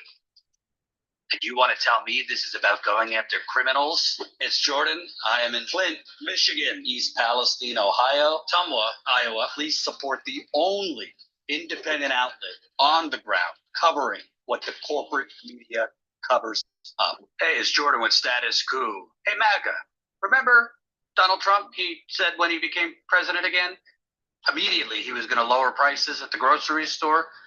Immediately he was going to end the war between Russia and Ukraine. Immediately, manna was going to rain from the heavens. All of these great things to help your pocketbook were going to happen. Well, it's now way past day one. And actually what he's doing is sticking his ICE dogs to harass, round up, and it seems trying to detain Native Americans who are more American than you and I for no other reason other than complete and utter bigotry. That's what this is. Let me tell you what's going on. Reports of Navajo people being detained in immigration sweeps sparks concern from tribal leaders. The Department of Justice, under Trump, argued in court that indigenous people don't have birthright citizenship under the 14th Amendment, so neither should children of non-citizens born in the U.S. Think about that. They're arguing that Native Americans whose land we stole by raping, pillaging, kidnapping, and murdering, they're not rightful American citizens. Because they stole the land too. Did you know that you can have permanent teeth All right. just 24 They hours? stole the land too. 24 hours, your smile is red. And with affordable payment options, achieving your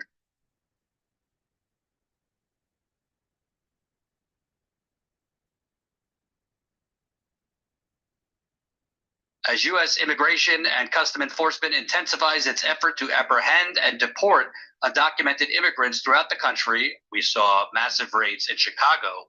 Well said, Brother McGarrell. Concerns rising among indigenous communities residing in urban areas about reports of indigenous people being detained in the valley.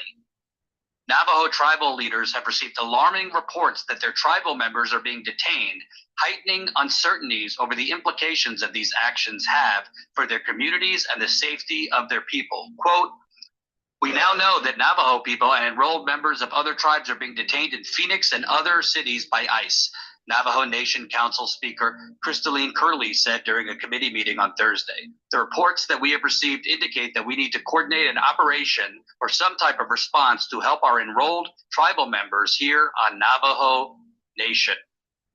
But wait a minute, MAGA. I thought that this was about going after criminals. I thought this was about going after the people bringing in fentanyl. I thought this was about going after the people that murdered Lake and Riley. I thought that this was about going after the bad ones, as Trump said. They're not bringing their best. What does going after Native Americans have to do with keeping America safe? Absolutely nothing. And I don't give a shit if you want to subscribe. If you want to unsubscribe because I'm not going to feed you exactly what you want to hear, bye-bye. Go back to your safe, comfy right-wing chambers. This is bigotry, this is hatred, and this is literally what fascism is. Archbishop, was that comment towards his remarks? Native Americans detaining them by ICE? Quote, "These raids have sparked significant fear, especially among tribal members in urban areas who face challenges with documentation," the Navajo Nation Council said in a press release. A verified number of the Navajo people who have been detained were not shared during the committee meeting. State Senator Teresa Havalia joined the committee meeting virtually and shared her report and concerns in Navajo. Havalia represents the Legislative District 6, which encompasses the Navajo Nation. Havalia reported to the council that she received a call about a case involving 8 Navajo citizens who were detained for hours with no cell phones or ability to contact their families or tribes. She did not share the individual's identity. Havalia told council members that there is a need for emergency protocols because many tribal members already struggle with access to proper documentation, which can get worse under the ICE sweeps. Quote, "Despite possessing certificates of Indian blood," let me repeat that, "despite possessing certificates of Indian blood and state-issued IDs, several individuals have been detained or questioned by ICE who do not recognize these documents as valid proof of citizenship," the Navajo Nation Council states in a press release. Curley called for immediate assistance from Navajo Nation President, who Nugrin. So the same people who stole their land, the same people and government that made treaties with them and then threw those treaties in the garbage.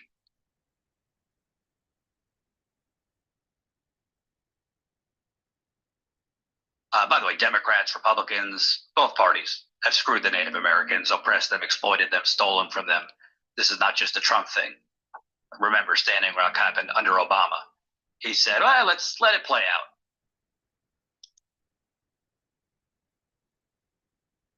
out. Okay. So as we can see, it's just not for naturalized citizens. It's for Native American Indians as well. Not Native and Native Americans, okay? Because American is not Native. All right. It's for Americans as well. All right. You might be the last to go. All right. Because Americans are not Native. All right. We must understand.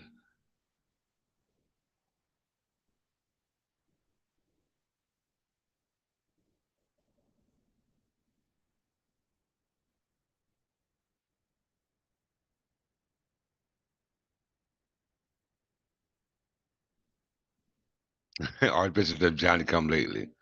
Okay, so we are not Native Americans, nor are we Native Indians, but we are native to the land because Americans adopted the Anglo culture, which civilized them, just like American Indians adopted the Anglo culture, which they were civilized. Without the adoption of the Anglo culture and this in the Anglo spirit, you would not be civilized.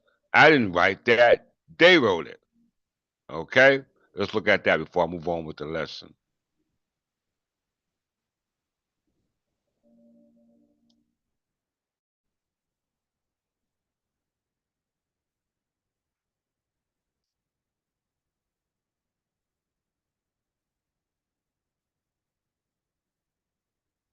Five civilized tribes.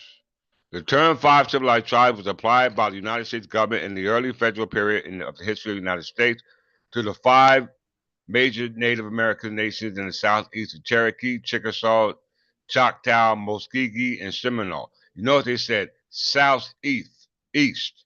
Okay? White Americans classified them as civilized because they adopted attributes of the Anglo American culture. They didn't say adopted the white American culture, it said the Anglo American culture. In order for American culture to exist, they had to adopt the Anglo culture first. They didn't say American Anglo culture, they said Anglo American culture. We must understand.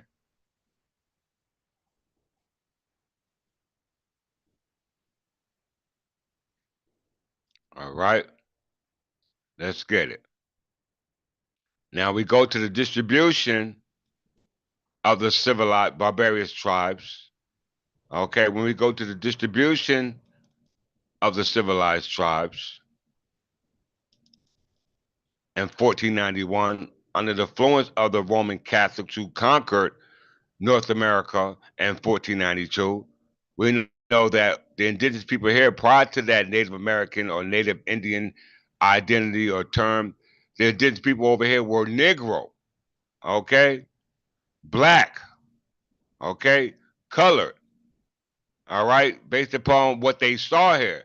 But that's not what they are, that was identified based upon their nationality. Okay, their nationality was Anglo Saxon Berbers. Okay, because the Berbers controlled the Mediterranean, the Atlantic, as well as the other body of waters. Okay, the Berbers controlled it. Okay, because the Berbers were coastal people, as well as people who dwelt in uh, inland. Okay, so let's read it. The barbarous tribes were distributed in 1491. 1491 was under the Spanish colonization here in North America, all right? But they had the distribution of natives here and what they call east of the Mississippi, but we don't see uh, natives here. You see Native American Indians Choctaw, Creek, Yamasee, Chickasaw, and those who adopted the Anglo culture. So that means that the culture of the Anglo had to be here already when they adopted the damn culture before the Americans adopted the culture. Okay? So how you gonna tell somebody that they're not civilized when your ass ain't civilized? Why? Because they had um, uh, ties to the culture of the Anglo-Saxon before you did. That's why they said the king controlled the lands of the Native American Indians. How stupid can you be? Not only that, fact, west of the Mississippi River, you have what we call the Spanish Empire. Okay, the Spanish Empire was here way before Mexico. All right, the Spanish Empire was way here before Mexico. It was here before the American Mexican War. It was here before Mexican Empire. It was here before Mexican got their independence from the Spanish Empire by way of the Treaty of Cordova. Okay, so there's a vast history over here in North America that apparently we all forgot. All right, we apparently forgot. All right, so let's get it. All right, let's go here now. All right, we know that the ancient Jews are the Sephardic Jews from the island of on the Iberian Peninsula because the word Sephardi means Iberia. Okay, it means Iberia. You know what I'm saying? We know that Iberia and the Sephardian Jews were descended down from Solomon of King Solomon. We know that the Ethiopians are connected to King Solomon, and which the Moor is saying we're not related to any of them because in order for you to be related to them, you have to be black. Okay? Because Ethiopian means black, burnt visage.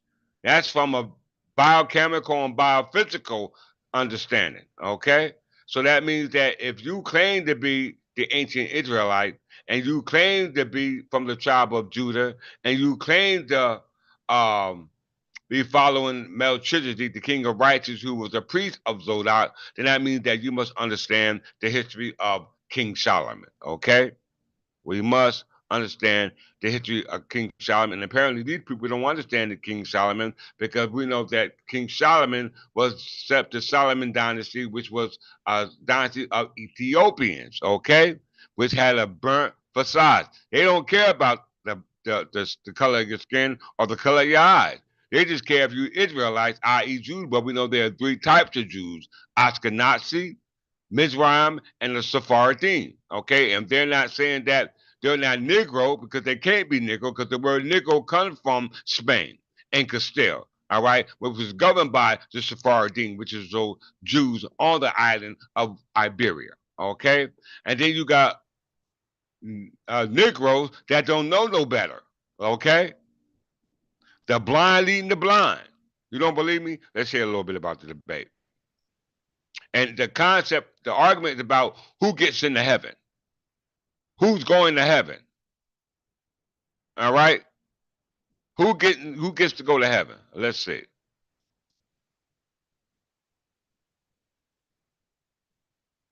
A descendant at all or related a descendant at all or related to the Israelites, they will not be able to achieve heaven in the afterlife. That is absolute facts. And if you wouldn't have interrupted me, I'm saying that to be funny. It's not serious. Just saying it to be funny. And when I read these next verses, let's see what Paul. You ain't gotta listen to me. Let's just see what Paul's saying, Kyle. Verse 7. Neither because they are the seed of Abraham are they all children. Why is that even important? Because Abraham had 7 fleshly sons. He didn't just have Ishmael and Isaac. He had 5 other sons. So it says, neither because they are the seed of Abraham are they all children, but in Isaac shall thy seed be called. That's what God said in the Old Testament, and that's what Paul's saying in the New Testament. So if you're not the seed of Isaac, you are not even the seed of Abraham. You're not even the child of Abraham. Verse 8, that is, they which are the children of the flesh, these are not the children of God. You know what's the heaviest part of this conversation? When Paul is saying this, he's not even talking about Hamites. He ain't talking about other Japhites. He's only talking about Abraham and his 7 other sons. And he's eliminating all of them. Now, if he's eliminating Ishmael and those other ones, he's definitely eliminating everybody else. Then it says, for this is the word of promise. At this time will I come, and Sarah shall have a son. And not only this, but when Rebekah also had conceived, even by her father Isaac, for the children being not yet born, neither having done any good or evil, that the purpose of God according to election might stand, not of works, but of him that calleth. As it was said, the elder shall serve the younger, as it is written, Jacob have I loved, Esau have I hated. And Paul, knowing how they would react, the very next verse, what shall we say then? Is there unrighteousness with God? God forbid, because Paul knew he was bringing about something that was separating the children of Israel from everybody else. And before I go, when you drop down to verse 24, it says, even of us whom we have called, not of the Jews only, but also of the Gentiles. As he also said in OC, I will call them my people, which were not my people, and a beloved, which was not my beloved. And it shall come to pass in the place where it said unto them, ye are not my people, there you shall be called the children of the living God. When it says OC, it's talking about Hosea. To all my soldiers, we are knee deep in spiritual warfare. Okay. So he's quoting Paul. Let's play it again. To the Israelites, they will not be able to achieve heaven in the afterlife. That is absolute facts. And if you wouldn't have interrupted me, I'm saying that to be funny. It's not serious. Just saying it to be funny. And when I read these next verses, let's see what Paul says. You ain't got to listen to me. Let's just see what Paul said, God. Verse 7. Neither because they are the seed of Abraham are they all children. Why is that even important? Because Abraham had 7 fleshly sons. He didn't just have Ishmael and Isaac. He had 5 other sons. So it says, neither because they are the seed of Abraham are they all children, but in Isaac shall thy seed be called. That's what God said in the Old Testament, and that's what Paul's saying in the New Testament. Okay. All right. Let's draw off that real quick. All right. Let's draw off that real quick. All right. So they're talking about who gets to go to heaven. All right. And he's qualifying it based off what the Bible says about Paul. Okay. About Paul. Very important. Now let's go back to the word Jew or Judah, because these claim to be the children of God, the ancient Israelites. Okay. All right. Where he claimed to be an heir. Okay. He claims to be an heir. Let's see if he's in fact an heir. The Jew or the Jewish people are the ethno-religious group and nation. All right. It didn't say are the religious group and nation. It said the ethno-religious group and nation, originated from the Israelites of ancient Israel and Judah, and traditionally adherent to Judaism. Jewish ethnicity, religion, and community are highly interrelated. Okay, let's break the groups down.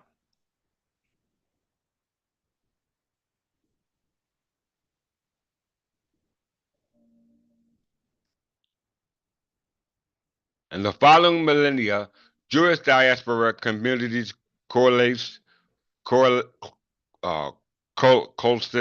pardon if I pronounced it wrong, coalesced into 3 major ethnic subdivisions, according to where their ancestors settled. You hear it? According to where their ancestors settled. I'm not making this up. It's what it says. According to where their ancestors settled.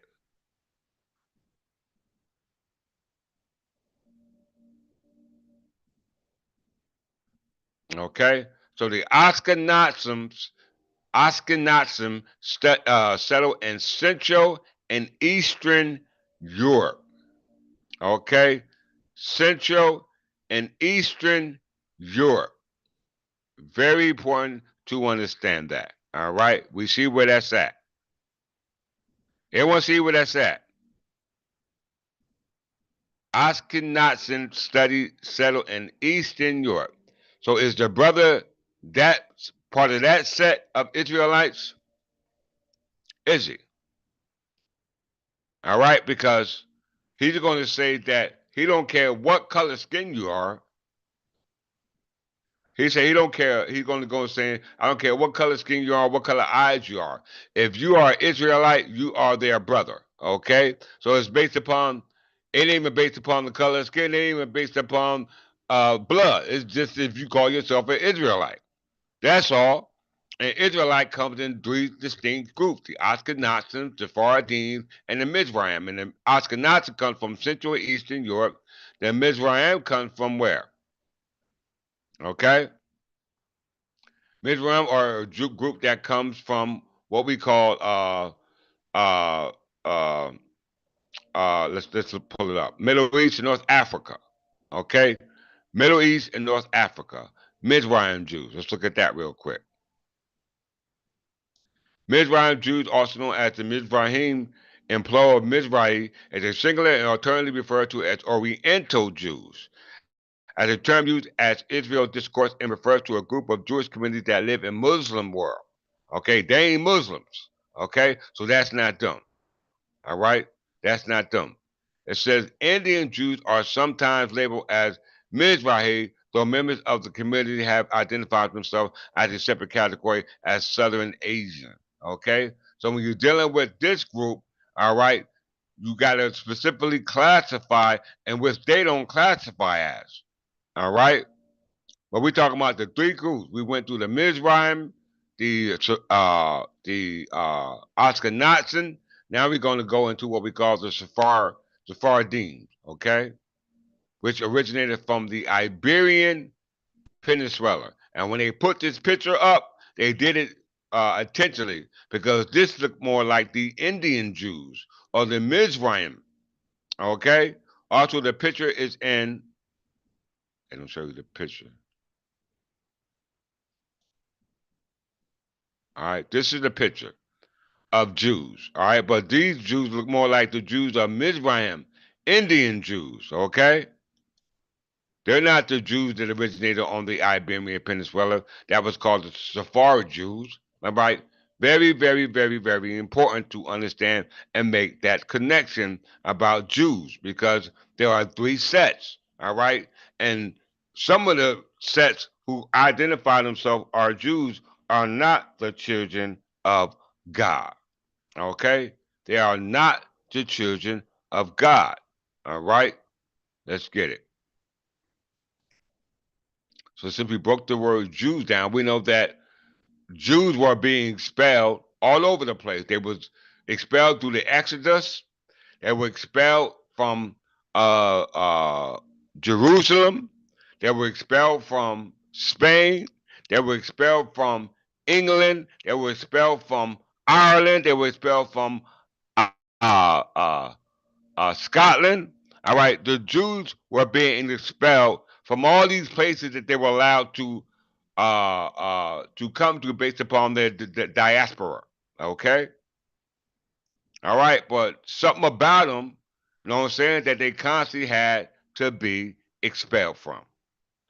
Why? All right, if we were Jews, why would we expel ourselves from our own land? Okay? If we were the original people of the land. Okay? Why would the Sephardic Jews uh, uh, expel themselves from the land of what we call the Iberian Peninsula, since that's what they were called? They were called the Sephardic Jews. Let's look at that real quick. All right? The Sephardic Jews versus the Ashkenazim and the Mizraim, because we're not Indian. Okay? Nor are we Yiddish. Kanasi goes in those who are Yiddish, and those are the ones you see with the black clothes and stuff on with the long curls in their hair, all right, or the big sheep, the big fur thing. That's the one you see in New York or at the synagogues. Okay, very, very, very important that you understand that. All right. So the Jews in Spain, and the word Jew is a name that originated in Normandy. Okay, it's England, apart itself in England, in Somerset. Okay, the word Jew, an English word, originated in England. All right, England. All right, the family was originally from the area of Choux near Carnay, Normandy, and Normandy is on that landmass that Spain is on as well. Okay, very important for you to understand that. All right, let's get it. Sephardic Jews.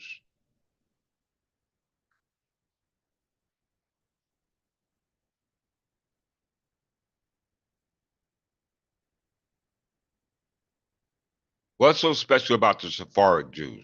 One thing that's special about it, the word Sephardic, it means the Iberian Peninsular Jews. That's what it means. So they are specifically from that land. They didn't migrate there. They wasn't sold enslaved to go there. This is where they're from. Okay. Sephardic Jews, also known as Sephardi Jews or Sephardim, is really an Iberian Peninsular Jew. Are a Jewish di- are a Jewish diaspora population associated with the Iberian Peninsula, Spain, and Portugal. All right. The term, which is derived from the Hebrew Sepharad, Iberia. Okay, so this is the reason why I have their name because it is relative to the territory that they originally was from. Not came and settled, imported, distributed, but that's where they came from. Okay, and we know back in 1491 when they had the distribution of the so-called barbarous tribes, and we know that was under Spanish Roman Catholicism. That means that that landmass was their landmass as well, because we know that prior to the Roman Catholic influence in Spain, they were the same people, and I'm pretty sure they were all Negro. Okay, they were all Negro.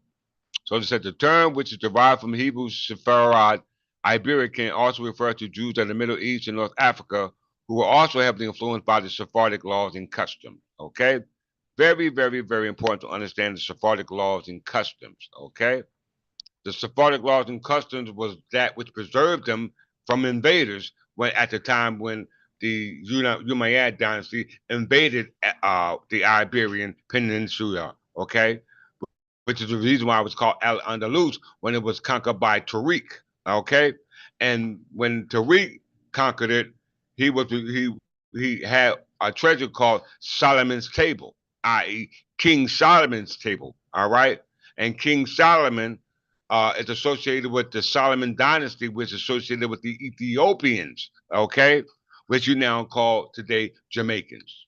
All right, all right. The earliest documented Jewish presence in Iberian Peninsula is often traced to the Roman period during the first century Circuit era, after the enduring hardship under the Visigoths.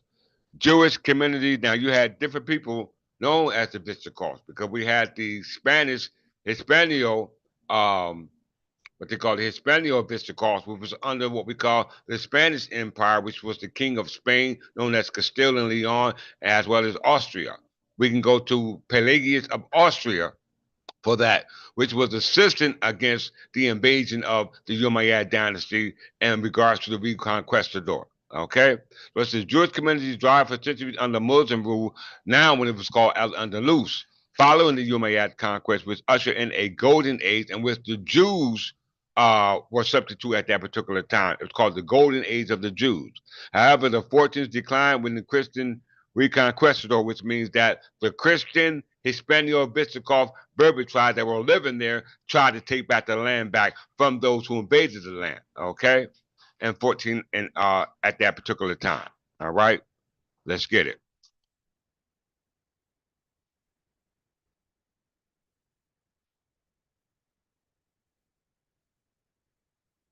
Let's go to the etymology of the word Sephardi. Etymology. The name Sephardi means Iberian or Hispanic. Okay? So when you say Hispanio, Hispaniola, Spain, Iberia, you talk about the same people. When you talk about the Sephardim, you talk about the same people, the Jews who originated on that landmass. Okay? And they go back to the biblical times. It says the location of the biblical Sepharad points to Iberian Peninsula. You hear that? Then the westmost outer point of the Phoenician maritime trade. Jewish presence in Iberia is believed to have started during the reign of King Solomon. Okay? the reign of King Solomon. Solomon goes back to 970 BC. Okay, 970 BC, who excised and imposed taxes on the Iberian exiles. Although the first date of the arrival of Jews in Iberia is subject to ongoing archaeological research, there is evidence of established Jewish communities as early as the first century. And when you go back to the first century in the Berber calendar, it's 950. Okay, it's 950. Okay, so King Solomon goes back to the time of what we call Shoshin of the 22nd, 23rd dynasty. Okay, which were Libby and Berbers. Okay, Libby and Berbers. So we see the Sephardic Jews goes back to King Solomon. Okay, we know about the Alhambra decree. They came up under the authority of the invading Umayyad dynasty known as the Muslims, and the Muslims descended from the Arabs, and the Arabs and the Muslims are not kin to the Berbers because we don't have the same blood. Okay? We don't have the same blood. So let's go to the history of the Jews in Spain. All right? Since we know there's Sephardim, and they go back to the King Solomon. All right, let's look at the history of the Jews in Spain before the influence of the Roman Catholics in Spain upon the Jews, i.e., the Sephardim. The history of the Jews in the current day Spanish territory stretches back to biblical times, as we just said, the Sephardim, according to the Jewish traditions, but the settlement of organized Jewish communities in the Iberian Peninsula possibly traces back to the second time after the destruction of the Second Temple and 70s Circuit era, Christian era. Okay? All right. So we just read that. We can also go to the siege of Jerusalem, which happened at the same time. The siege of Jerusalem. Let's look at that.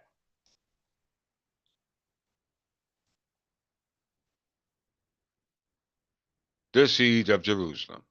The siege of Jerusalem was a decisive event in the First Jewish-Roman War. Jewish and Roman War. You know, when it was called Hispania, it was called that at the time when Rome. We know Rome was established in 753. All right, and we were well into the 23rd dynasty of the Berber dynasty of the Anglo-Saxon Berbers. Okay, so it says the First Jewish War in 666 and 73 Circuit era, in which the Roman army led by future Emperor Titus besieged Jerusalem. The center of Jewish rebel resistance in the Roman province of Judea followed a 5-month siege. The Romans destroyed the city, including the second temple. We know when you go to the first temple, you're going back to what? Where? Everybody said King Solomon. We is the third temple of the English Church of England, from the second temple and from the original first temple going back to Solomon. We know King Solomon was establishing what we call the Order of Melchizedek, in which King Edward the Peaceful was a part of that order, i.e., because he was the king of righteousness. He was the king of peace. All right, so we see that there was the siege of Jerusalem. All right, and we know that the siege of Jerusalem had everything to do with the siege in Spain, because the original Jews in Spain were those who were descended of Solomon, King Solomon, okay, before the Catholic influence on Spain, okay, that came after King Solomon, okay, after King Solomon. Let's get it, brothers and sisters. Catholic influence on Spain.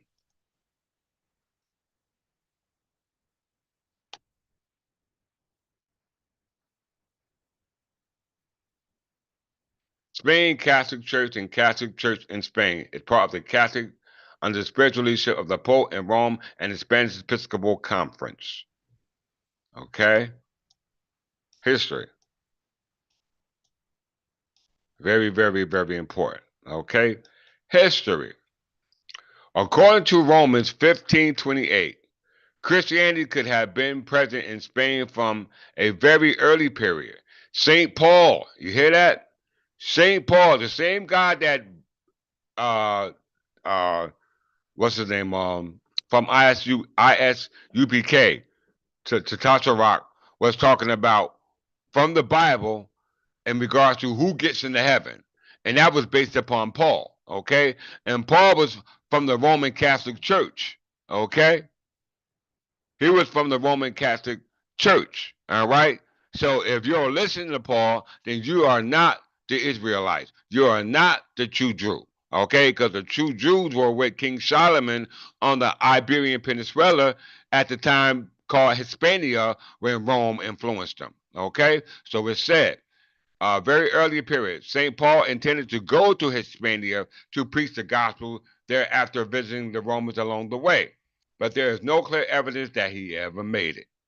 Okay, that he ever made it. All right, so if he haven't made it to the island of Hispania, i.e., Spain, he could not possibly be the one who influenced the true Jews, okay? Because the true Jews followed King Solomon to the island of Iberia, known as Hispania, when Rome invaded. All right?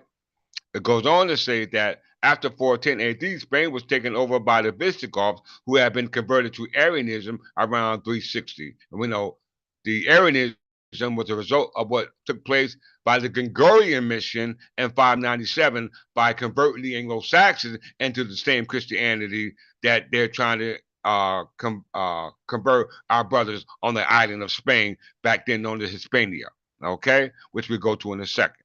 All right. Matter of fact, let's go there now. Bump a second. Let's go there now. It's called the Gregorian mission. The Gregorian mission.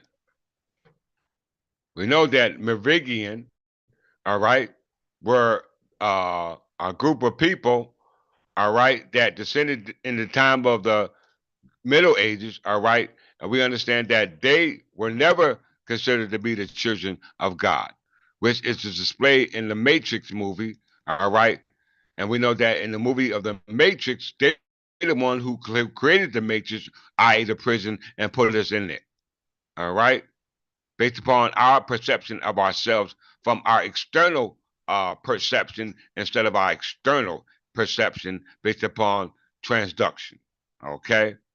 The interpretation of the electrical signals that do a stimuli, which we call an impulse. We call it an impulse. Let's get it.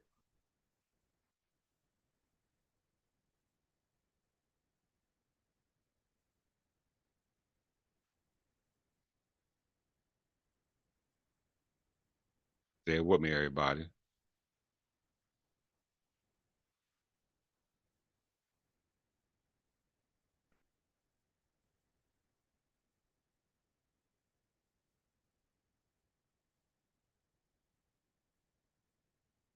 Gregorian mission.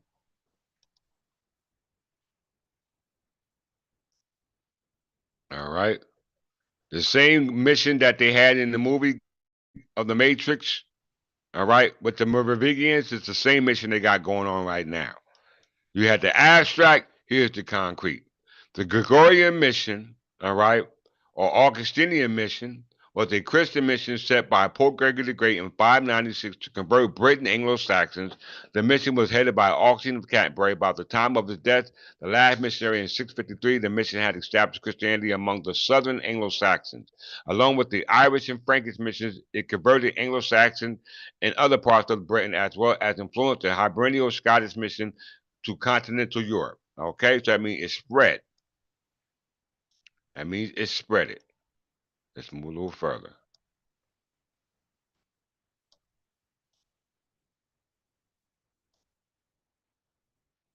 Background.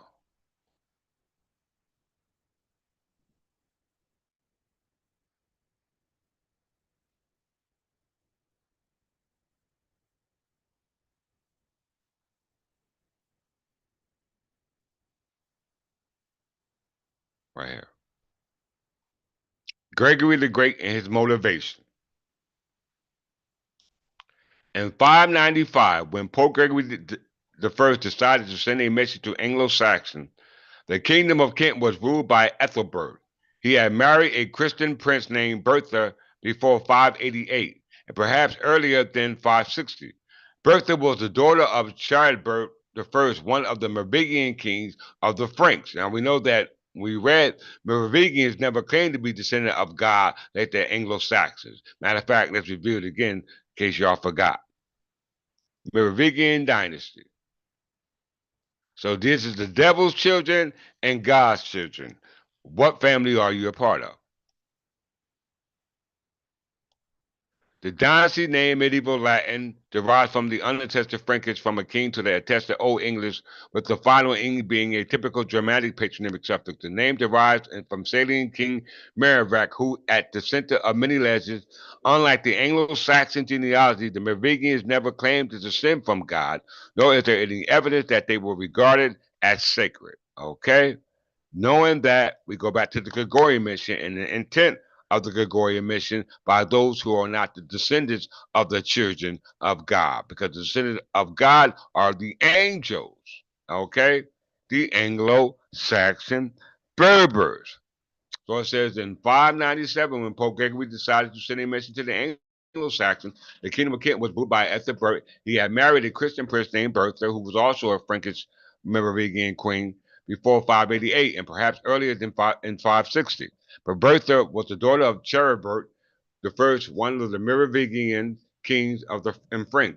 As one of the conditions her marriage, she had brought a bishop named Luerhard where her to Kent as her chaplain. They restored a church in Canterbury and they dated to Roman times, possibly the present day St. Martin's Church. All right, let's move a little further.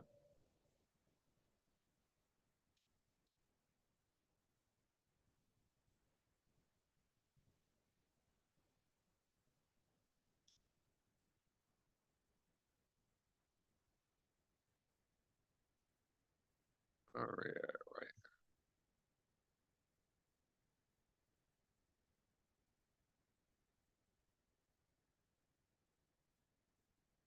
Arrival and composition.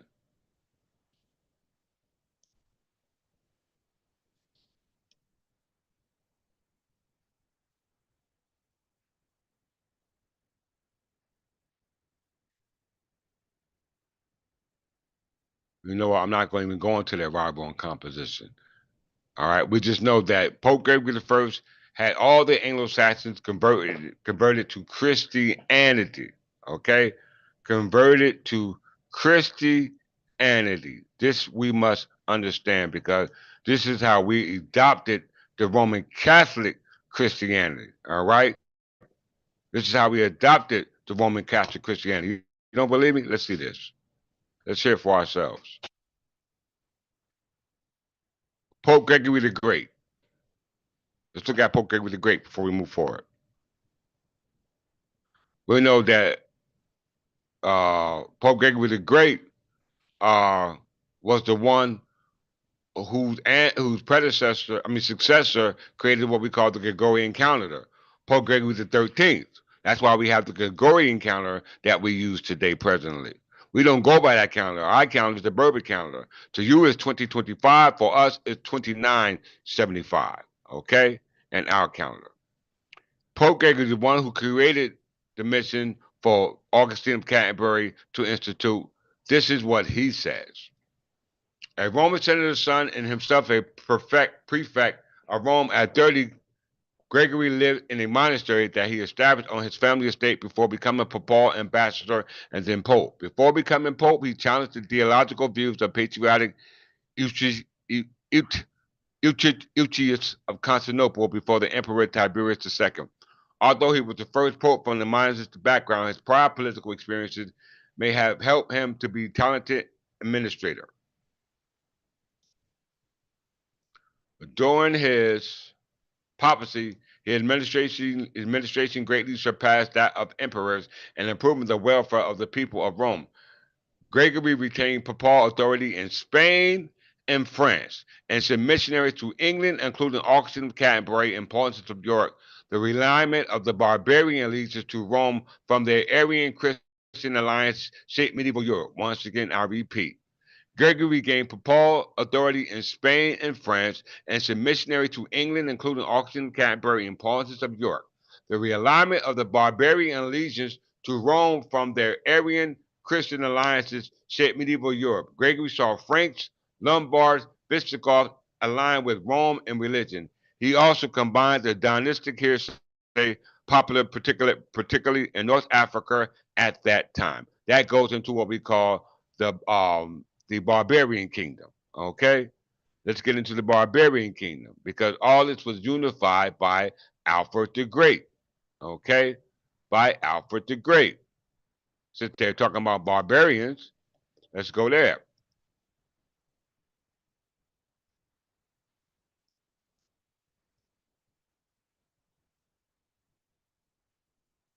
Barbarian kingdoms were a state founded by various non-Roman, primarily Germanic people in Western Europe and North Africa.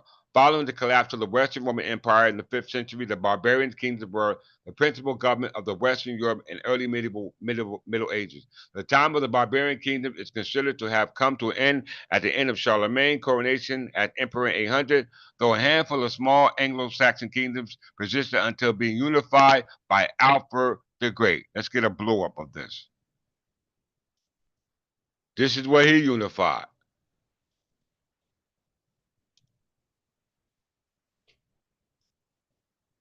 All right? This is what he unified.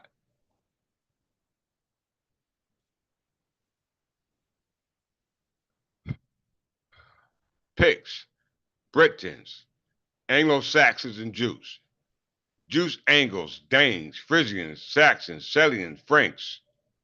Rim of, what is it, the Thurginians, Alemanese, the Burgundians, okay, Rugil, Remendipos, Ostrogoths.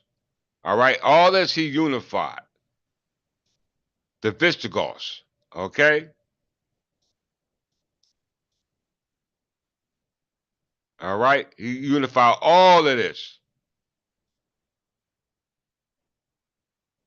All right, unified all of this at that time.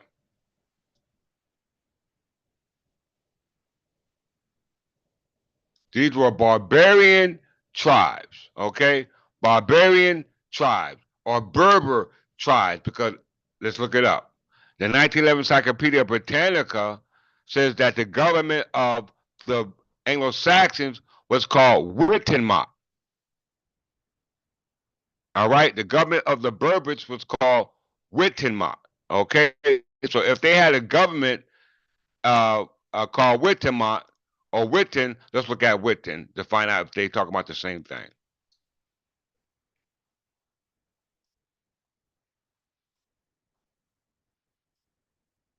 Witten. The Witten wise men was the king's council of the Anglo-Saxon government of England from the 7th century until the 11th century. It comprised of important noblemen, including aldermen, thanes, bishops, meetings, and the Witten were called Wittenmot. You hear that? Wittenmot. Its primary function was to advise the king on legislation, judicial cases, land transfer, and other matters of national importance. This Witten may have elected the new king from among members of the ruling dynasty. After the Norman conquest in 1066, the role was performed by a similar council known as the Carré Regis. Now let's go back to the 1911 Encyclopedia Britannica dealing with Berbers. Okay? This is a 1911 Encyclopedia Britannica, was in Edinburgh, Scotland. Okay? Edinburgh, Scotland. It says right here that the government of the Berbers,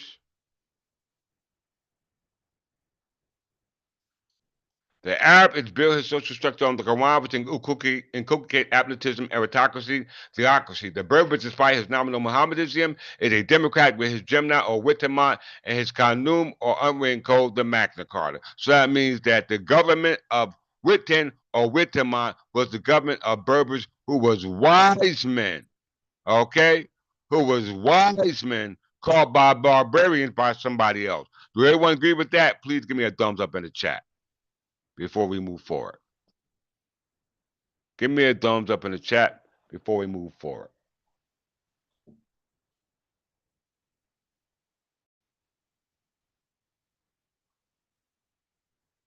All right. So the gentleman said Paul, okay, determined who can get into heaven. We're gonna play it back in a second. But he said Paul determined who gets into heaven based upon Paul's understanding of who the Israelites, based upon who Paul determines who are the true Jews. And we know there are only 3 classifications of Jews: the Sephardims, the Mizrahims, and the Ashkenazis. Okay?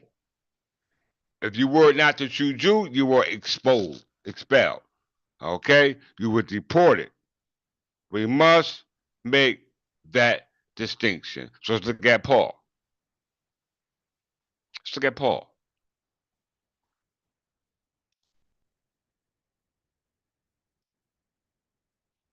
Paul was born in 5 AD.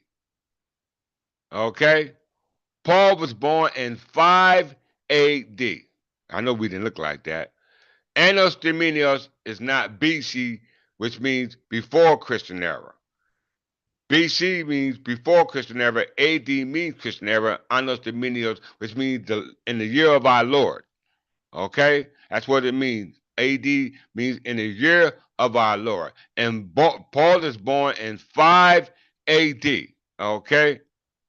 All right? And he's supposed to be the spokesman for the Israelites, the Jews, or the 12 tribes. All right? He's supposed to be the spokesman for God. Okay? In 5 AD. He died in 64 to 65 AD. Okay? Very, very, very, very important for us to understand that. Okay? All right? So, the date of creation, okay?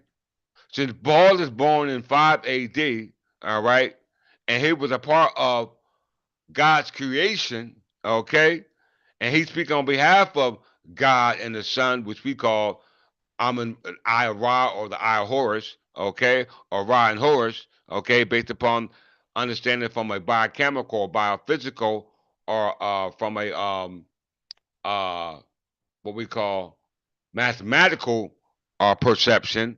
We have to go into the dating of creation to make sure Paul is who he say he is. Because it said Paul, better known as Saul, was born in 5 AD. Okay? So 5 AD, AD is before 1 BC. Okay? So let's go to the dating of creation first. For the Jew.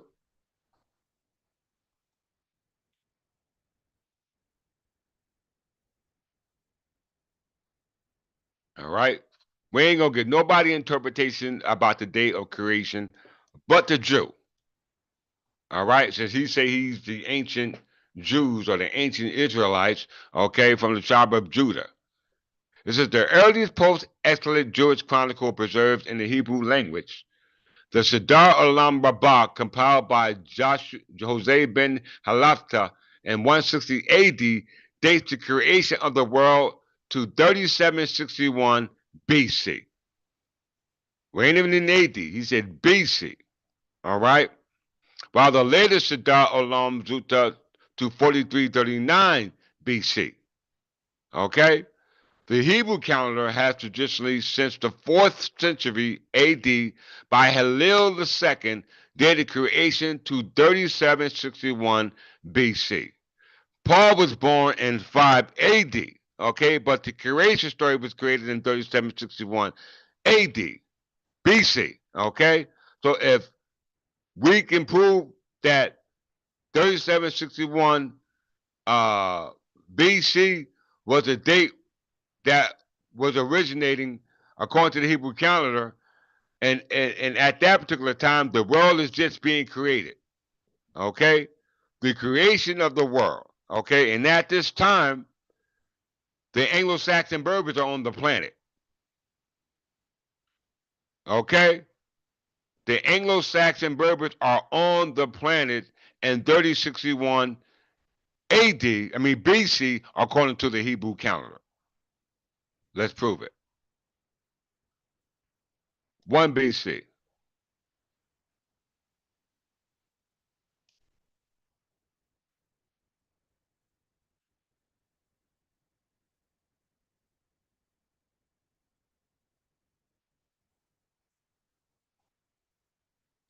One BC.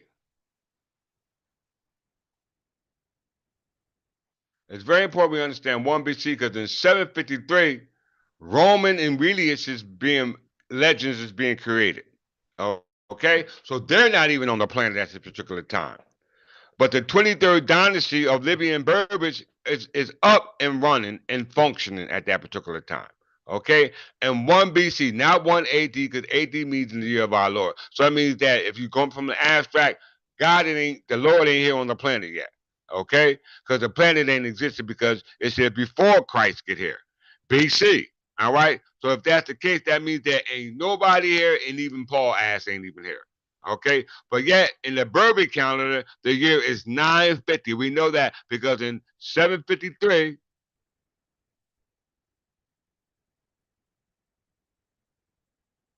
BC, not AD, but BC, we're into the 23rd dynasty.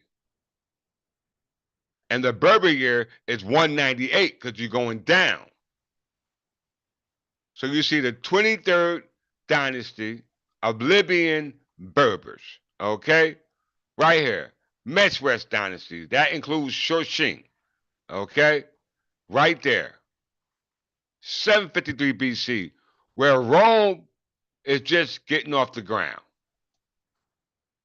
Founding of the city of Rome. Now we go back to 1 BC because in our year it's 1 BC, where in the Gregorian year is 753 BC, but we know Pope Gregory the 13th created the Gregorian calendar, and that originated from Pope Gregory the First, who had us switch to that type of Christianity in 597, and then adopt their calendar later on in the story. As I say, he who writes your books sets your timeline. Time never was when we were not. The life of time began. The time will definitely come when we will be no more. So let's go back to 1 BC.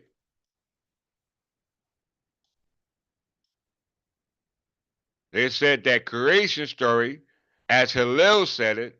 Let's see what Hillel say first. The second, when he say creation started.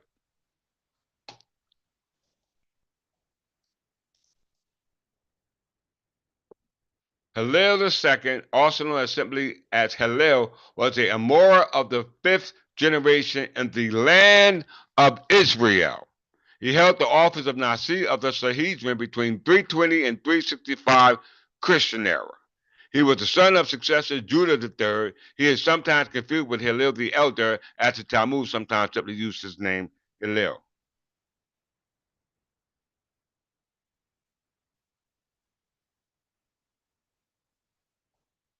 Exactly, a new man, a new phenotype. Once again, a new man and a new phenotype. How we know?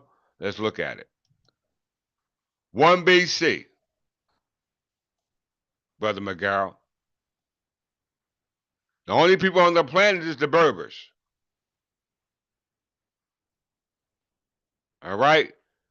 The Assyrians calendar, all right, they ain't in question. They're not here to attest their story. All right? Because this says BC. BC means Berber calendar. All right? Berber calendar. That's what it means. It don't mean before Christ. It means Berber calendar because the only calendar you see here is Berber, which we are. Ain't no English calendar like the 1911 encyclopedia said that the government of England were Berbers. Okay, you don't see an English calendar on here, so why ain't they? If that's the case, that means that the English must have been Berbers because you don't get an English calendar till 1066, where William the Conqueror invaded England. And as you can see, if Hillel the second said that creation started in 3760, right? And that means that we must have been the gods. If creation didn't start till 3761, okay? We're already here. We're well into the 950, coming all the way back from the 23rd dynasty, okay? The 23rd dynasty in 753. We're in 1 BC. We go all the way back to 753 BC. All right. And the damn creation story is not even created. Do everyone understand that? Can everyone understand that? So how the hell is Paul going to decide who the hell gets to heaven? Okay. If his ass ain't even created. If it ain't even created. Let's go back to the story or the video.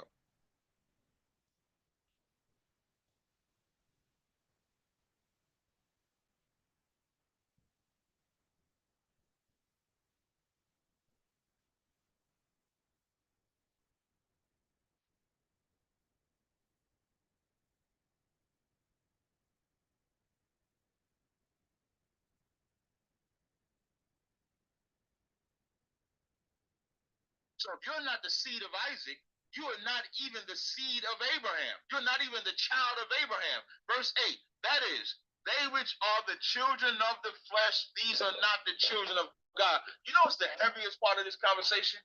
When Paul is saying this, he's not even talking about Hamites. He ain't talking about other Japhites. He's only talking about Abraham and his 7 other sons. And he's eliminating all of them. Now, if he's eliminating Ishmael and those other ones, he's definitely eliminating everybody else. Then it says, but this is the word of promise. At this time will I come, and Sarah shall have a son. And not only this, but when Rebekah also had conceived, even by her father Isaac, for the children being not yet born, neither having done any good or evil, that the purpose of God according to election might stand, not of works, but of him that calleth. As it was said, the elder shall serve the younger, as it is written, Jacob have I loved, Esau have I hated. And Paul, knowing how they would react, the very next verse, what shall we say then? Is there unrighteousness with God? God forbid, because Paul knew he was bringing about something that was separating the children of Israel from everybody else. And before I go, when you drop down to verse 24, it says, even of us whom we have called, not of the Jews only, but also of the Gentiles.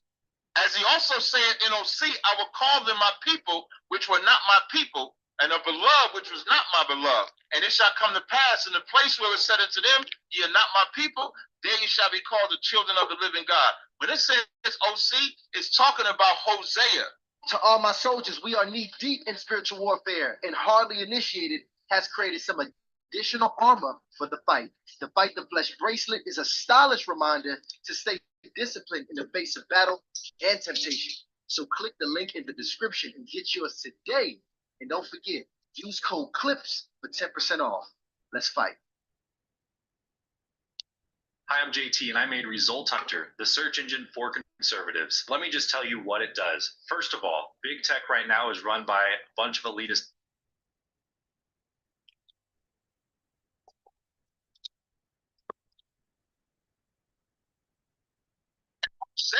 God told the children of Israel that they were no longer the children of God, but there will come a time when they would be called the children of God. And Christ's death, blood, and resurrection allowed them to then be called the children of God. You want to say something? If I may, I just want to crystallize what he said. He said, does this mean that other nations will not be allowed into the kingdom of heaven? That's correct. I would like to read Revelations chapter 21, verse 10. Can you also address this for me? Akkad, can you also address this for me too? That's myself. I want you to also address this for me too as you go about driving this home. Because I think a big point of that, because that means there's a big racial element to access to heaven. How do we also identify who exactly is it? Is it just because you're melanated altogether, that means that you have access? Is it a certain place and region of the melanation that qualifies you? Now, we talked about melanin already. All right. I broke that down. Okay.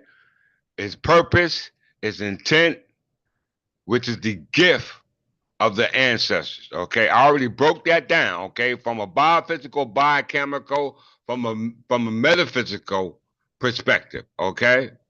All right. I already broke it down. But watch these ignorant brothers and sisters.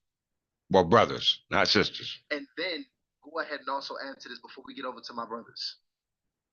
I'll do the melanin one before I give it to Akkad. Melanin has nothing to do with this. Y'all hear this? From colorism. Colorism is something that plagued us with slavery, where they would take a light-skinned person, and now because you light-skinned, like I got to get told all the time because I'm light, I got white in me, and I ain't got no white in me.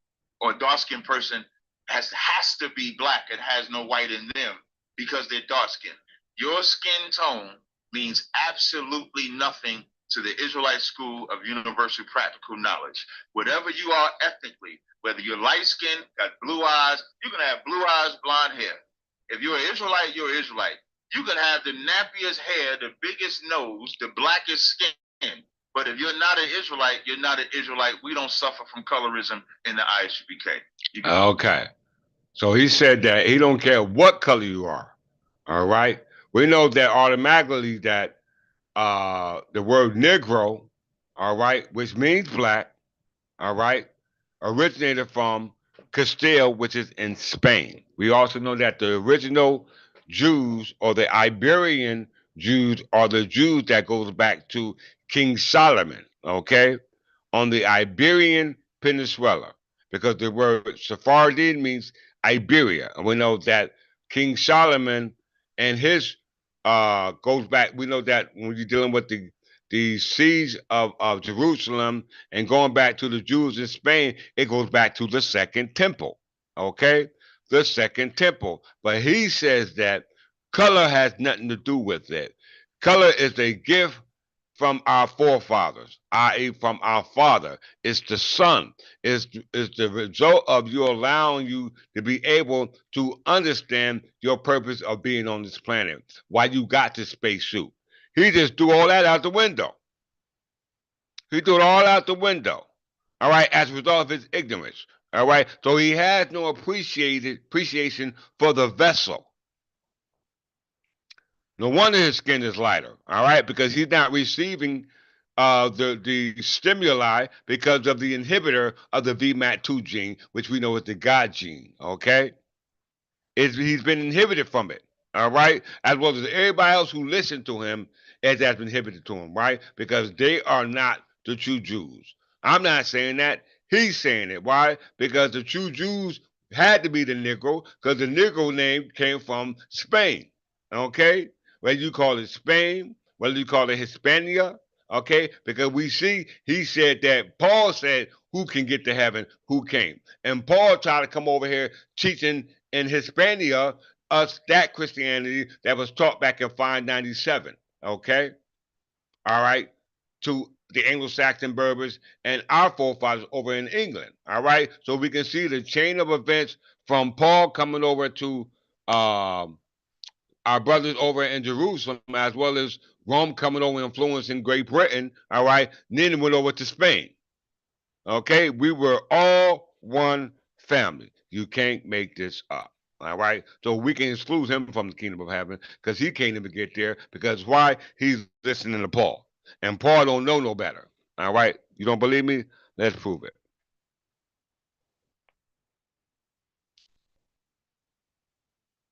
Let's go back to the history of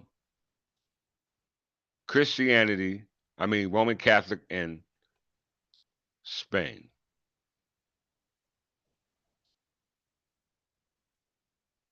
What's how your king rock this? All right. History of the Jews in Spain.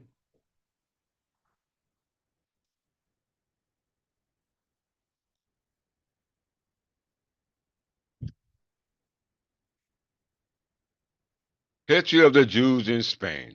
Current day Spanish territory stretched back to the biblical times. According to the Jewish tradition, by the settlement of the organized Jewish communities in the Iberian Peninsula, possibly traces back to the time after the destruction of the Second Temple, 7th century, 7 CE, Circuit era, Christian era. Okay, that takes you to the siege of Jerusalem. Okay, at the same time.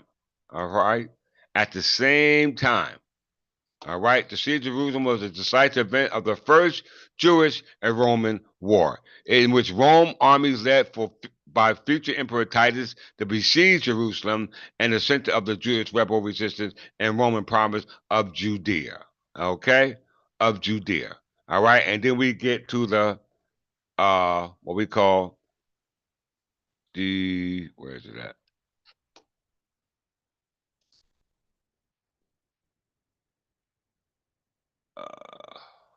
Catholic Church in Spain. Okay, the Catholic Church in Spain. Very important that we understand what it was in Spain before the Catholics came to teach us, to convert us. All right. It says here, according to Romans 15:28, Christianity could have been present in Spain from a very early period. We had Christianity, but not the Roman Catholic Christianity. Okay. That's why we had the English Reformation. All right. This is why Alfred the Great unified the kingdom as a result of the religious theocracy that was impacting us, and that's why that damn London Wall was built, okay, and rebuilt by the Anglo-Saxons, okay. St. Paul intended to go to Hispania to preach the gospel there after visiting the Romans. along the way, but there is no clear evidence he ever made it. So once again, Paul, the same Paul he's talking about, determined to get to heaven and hell, intended to go to Hispania to preach the gospel. That's the same gospel that we preached to the Anglo-Saxon Berbers when we were in Britain. Okay?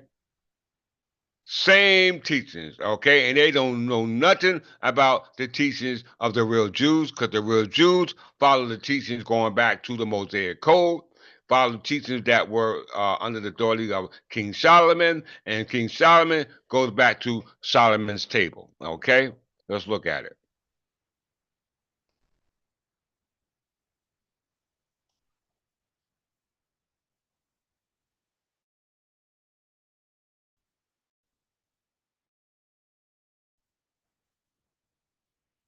Let's see where we at.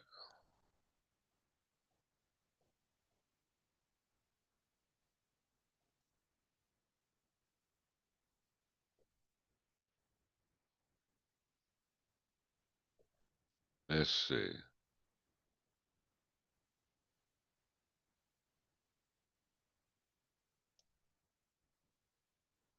$3.20. Where did I get that from?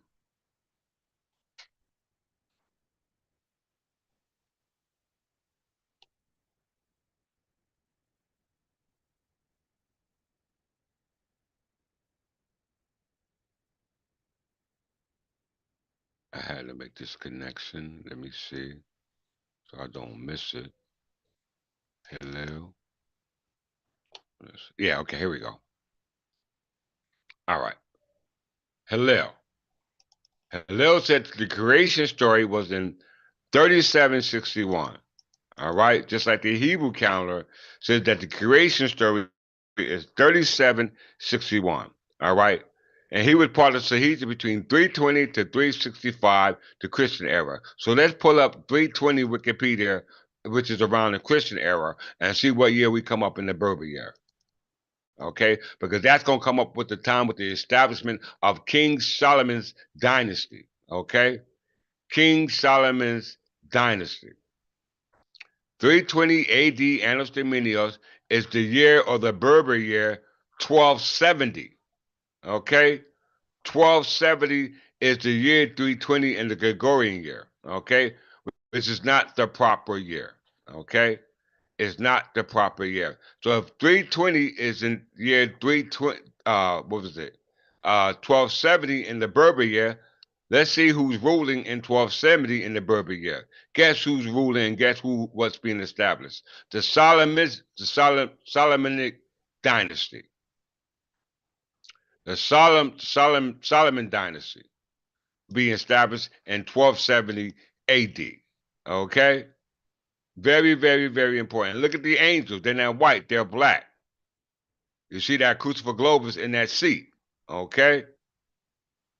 Let's get it. The Solomonic dynasty, also known as the House of Solomon, was the ruling dynasty of Ethiopian. We know under the ether, you know what I'm saying? From an element, it said ether were those of with a dark black visage.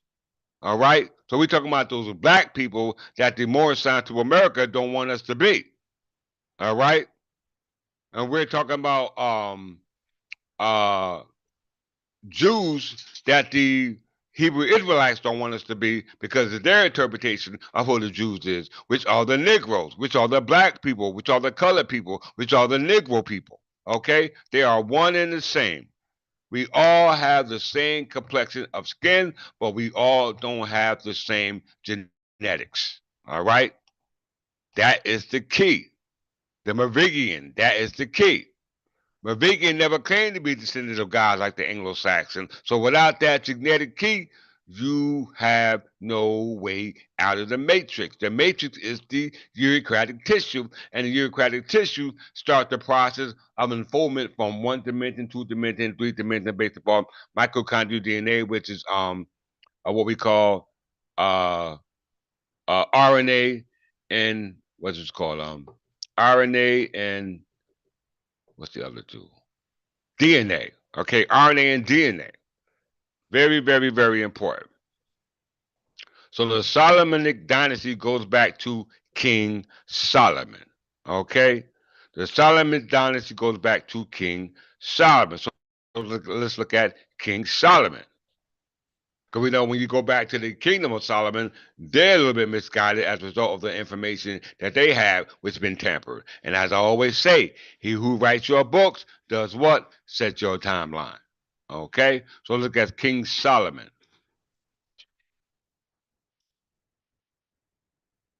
Solomon, also called Jedediah, was the fourth monarch of the kingdom of Israel of Judah, according to the Hebrew Bible. The successor of the father David, he is described as having been the penultimate ruler of the 12 tribes of Israel under amalgamated Israel and Judah. You hear that? Amalgamated Israel and Judah. Okay? Very, very, very important. All right? All this has to do with Solomon's temple. Okay? It all has to do with Solomon's temple and the kingdom of Jerusalem. Okay? Why is this important? Let's go here. Almeida, Portugal. Let's go here.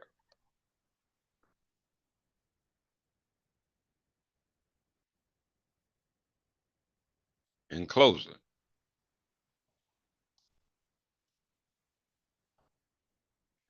Almeida is a fortified village in the municipality of the subregion Iberia Interior Norte of District of Guardia, Portugal. As you can see, the coat of arms is a castle, El Castillo. Okay?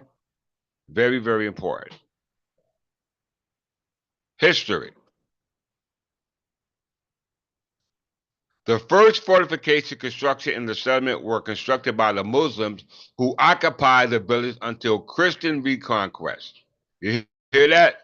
When a Christian reconquest means to take back what was taken from you on the Iberian Peninsula, which was inhabited by Jews, Sephardic Jews, going all the way back to King Solomon, which apparently the Solomon dynasty comes from, which were those Ethiopians, which were those of dark black passage. Okay, not just on the physical level, but on the elemental level, i.e., dealing with biophysical and biochemical changes that's going on, which allow us to exist so long. Okay, so it says that the first fortifications constructed in the settlement were constructed by Muslims who occupied the village until Christian reconquest of Iberian Peninsula. It was during this time, I repeat, it was during this time that the current name was first used. All right, first used in the form of an Arabic al-Madai, meaning the table. This name refers to the legend that the ornate bejeweled table captured by Tariq ibn Ziyad was the dining table of, everyone said, King Solomon. Was the dining table of what? King Solomon. We know that the Rock of Gibraltar is named after who? Tariq ibn Ziyad. Zayed. Okay? The Rock of Gibraltar is named after Tariq ibn Ziyad when they conquered the Iberian Peninsula. Okay? That didn't come to fruition until they conquered the Maghreb. Okay? And we know that the Maghreb and the Iberian Peninsula was being protected by the original inhabitants on that landmass, which was Spanish Berber, because the Spanish word for Berber is Berbera. Okay? It's Berbera. And all of a sudden now, Paul is trying to come over to Hispania at the time of Rome to convert the original inhabitants of Hispania, which were the original Berbers going all the way back to the Stone Age. So it says the village of Almeida was captured from the Moors by who? The second king of Portugal, Sancho I. You hear that? After they took it, Moors took it in 711. They took it back through the reconquista by Sancho I. Okay, and Sancho I was the king of Portugal. Okay, and Portugal and Spain were working together along with England. Why? Because they marry into the family. You don't believe me? Let's check it out in closing. So we see Sancho I, the village of Almeida was captured from the Moors by the second king of Portugal, Sancho I. Okay, who was Sancho I? We don't even care about. Matter of fact, let's look at Tariq. Tariq ibn Zayed.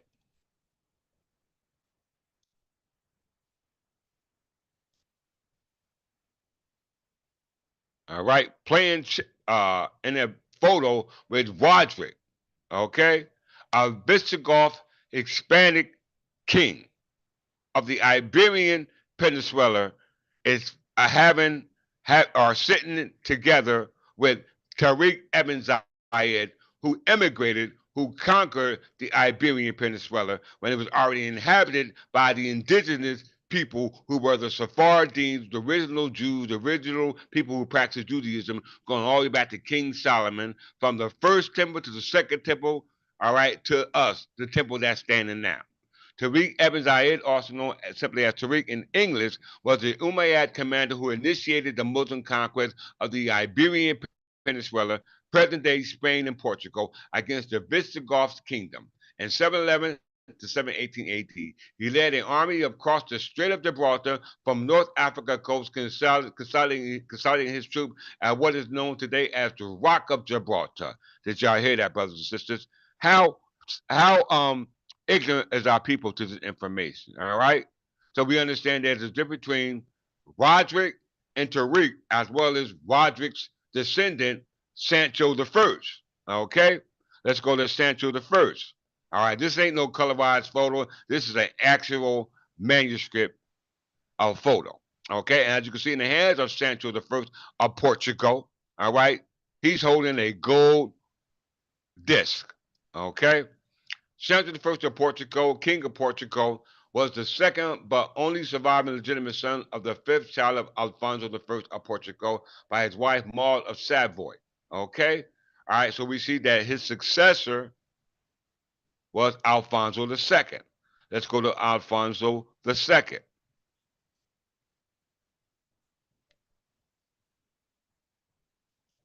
In closing,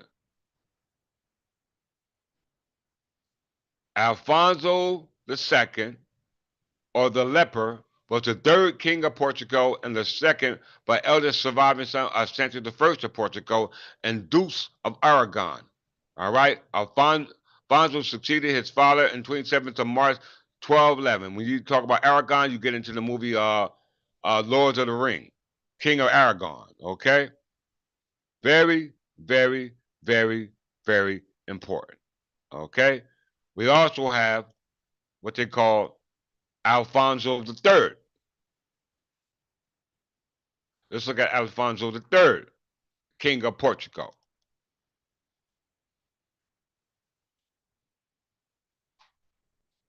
Alfonso the Third, called the Bolinas, was the king of Portugal and the first to use the title King of Portugal and Algarve from 1249. He was the second son of Alfonso II of Portugal and his wife Uraca of Castile. He succeeded his brother King Sancho II of Portugal, who died the 4th January 4th, 1248. Okay? 1248. That brings us to who? His wife, Beatrice of Castile. Was his wife? Yeah, his spouse, Beatrice of Castile. So a Portuguese married a Castilian woman. Who was Beatrice of Castile? Let's see in closing. Beatrice of Castile was the Infanta of Castile, daughter of Sancho IV and Maria de Molina. She was Queen of Portugal from the century of her husband Alfonso IV in 1325 until her death May 28, 1357. Now, why is this important? Why is this important? Who was her? Let's see. Let's get it. Let's see. That brings us to Beatrice, Alfonso the 10th. What is it? The 10th. Let me see right here.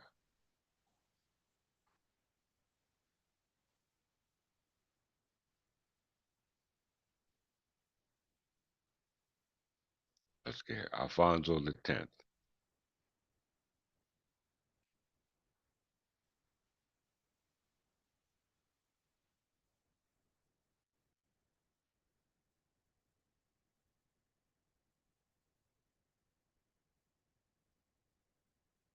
Hold on, I missed the connection. Let me find it.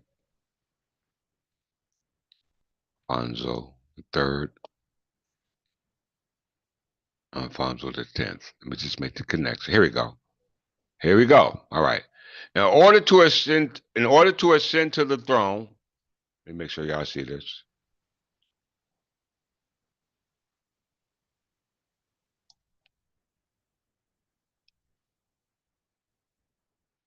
We're talking about Beaches of Castile.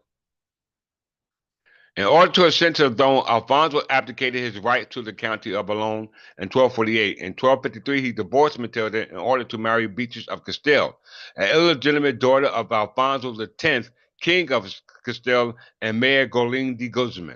Okay, so we go to Alfonso X of Castile.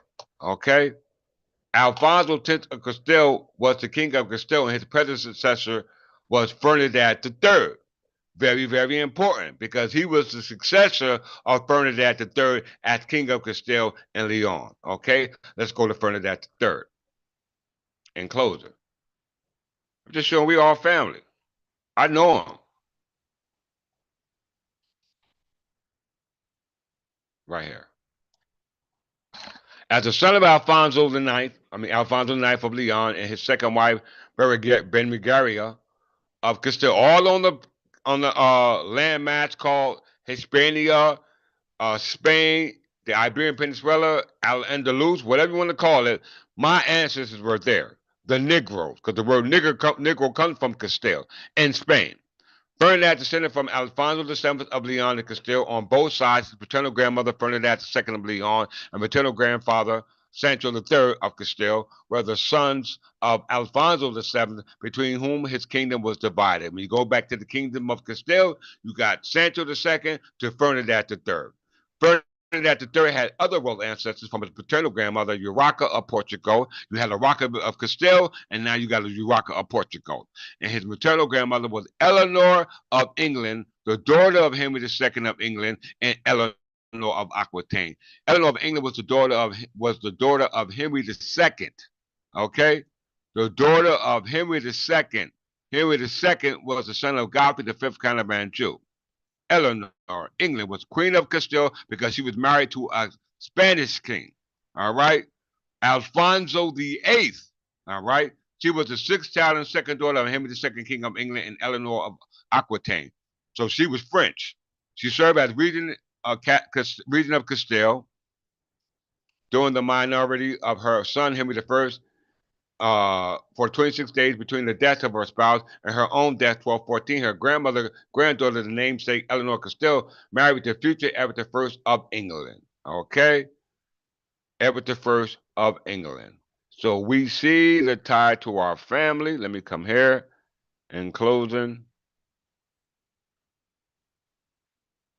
Let's see.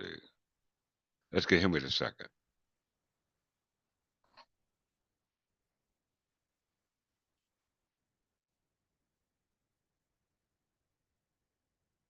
What you're doing right now is like making your pilgrimage, okay? And your ancestors that you're reading here are welcoming you home based upon the information that you receive. So each one you talk about is like mentally, spiritually, physically, in their presence. Okay, not physically speaking to them with your physical faculties, but with your mental faculties. All right, you're actually being what they call this is like a ceremonial initiation into the angelic family. What you're doing now. Okay. Henry II was the king of England until 1154 until his death in 1189. Henry II was the son of Godfrey, the fifth Count of Anjou, son of Folk, the ruler of Jerusalem. Godfrey the Plantagenet was the son of Folk, the ruler of Jerusalem. And that's going to bring me here. All right? I knew I saved it for a reason.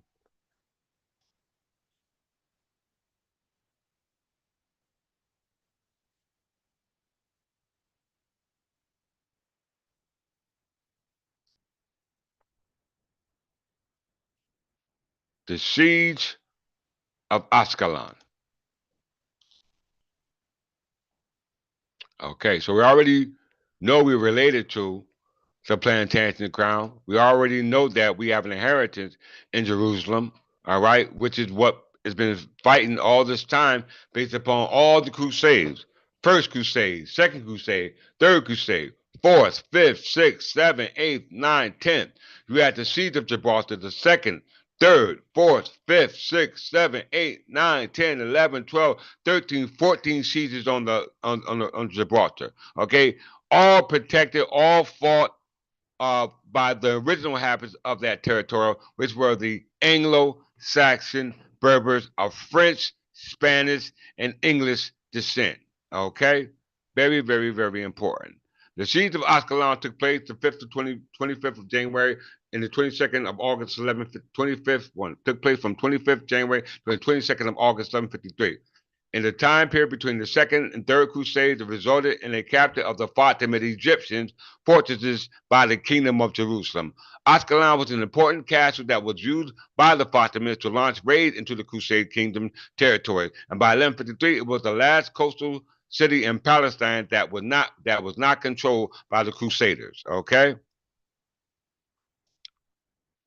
let's go right here. In closing,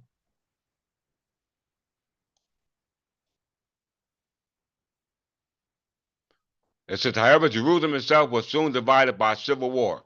Baldwin III was the legal heir to the kingdom, but his mother, Queen Melisende, had been ruling a region in April 1152. Baldwin wanted to be crowned as king, but his mother insisted on being crowned again with him, so that she continued authority was recognized. Instead, Instead of allowing this, Baldwin went to the Church of the Holy Sepulchre and forced the patriots of Jerusalem to only give the crown to him. So this is getting to the story of the Holy Sepulchre, the what we call the what we call with Baldwin II, the Temple of Jerusalem. All right, all this story is a result of a story and an agenda that was hidden and hiding the true story of what actually took place before that time actually came. Okay, it was all about King Edgar the Peaceful. Okay, it was about him, which I'm the reincarnation of in this day and time. Okay, and we see Folk the Fifth was married to uh Melisende. Okay, let me just close that on that.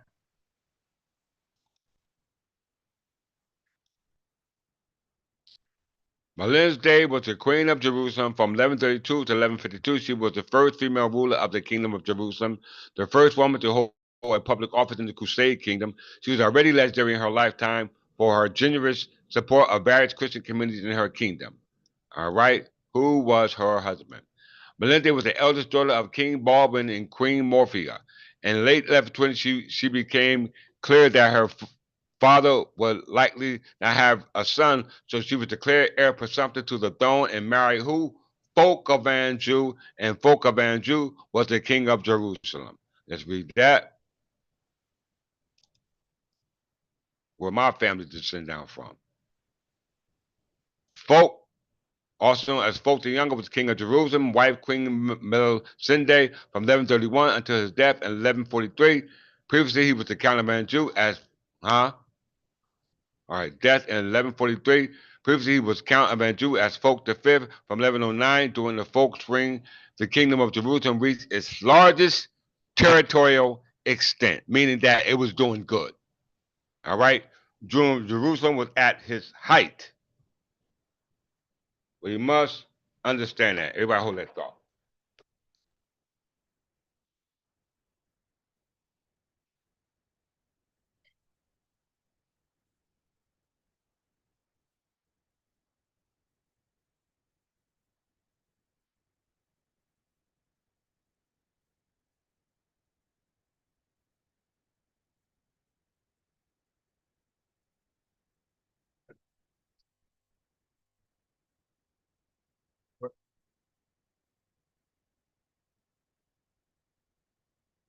Sorry about that.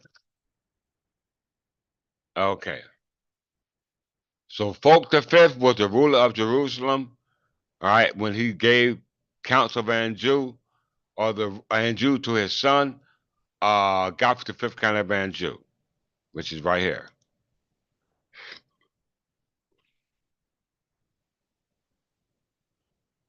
Godfrey the Plantagenet, Count of Anjou. Godfrey V Plantagenet of Anjou was the Count of Anjou to reign in Maine by heritage from 1129 and also Duke of Normandy by his marriage claim and conquest 1114. Godfrey married Empress Matilda, daughter of Henry I, King of England, son of William the Conqueror. Godfrey and Matilda married led through their son Henry II to a 300-long-year reign of the Plantagenet dynasty in England, although it was never his family's name or the last name. Plantagenet was taken for the dynasty of Godfrey's epithet. Long after his death, Godfrey's ancestral domain of Anjou in north-central France, giving rise to the name Angevin. It was a modern story name of the Angevin Empire. Okay, let's look at the Angevin Empire before we close out.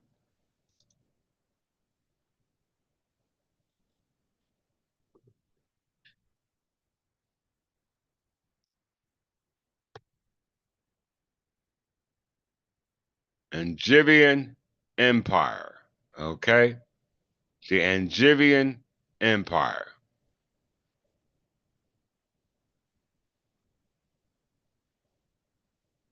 So with that, make sure I covered everything. Let's see.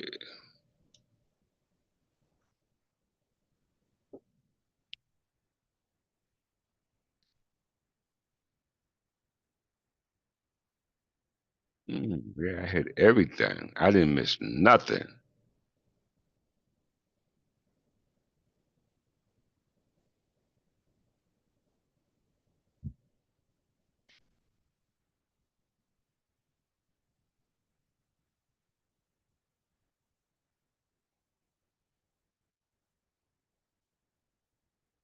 Let's see.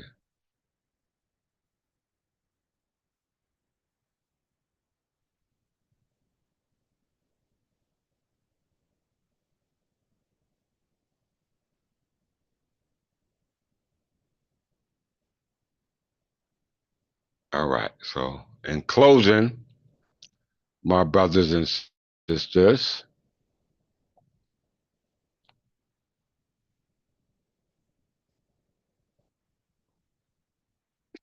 so let's see.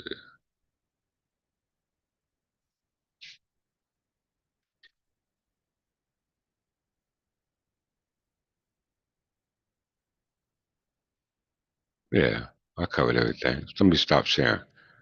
All right. So now, being that we didn't got through that, I'm open for questions. Any questions from everybody? Any questions? Don't forget to donate. $ Cliff Steps and L or the Third to England Church of England. Like, share, subscribe. Any questions? Yes, brother Cornelia, the white ship, the anarchy. Any questions?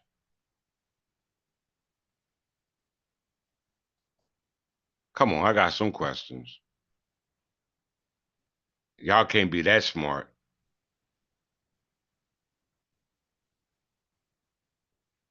Thank you for Brother Harper for coming and joining us today.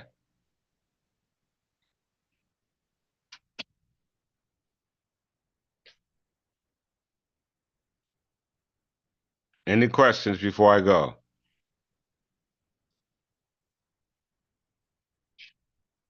Thank you, Brother McGarrell. I know you ain't got no questions.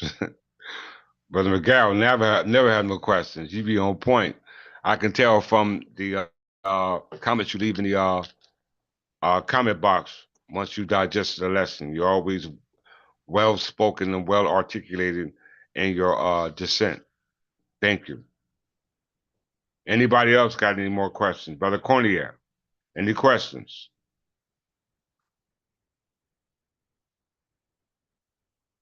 Brother Harper, any questions from you, brother? Welcome. Thanks again. Any questions, Brother Harper? Countess Walker, any questions?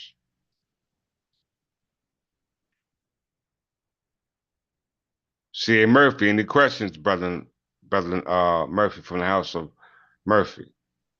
Any questions? Going once, going twice.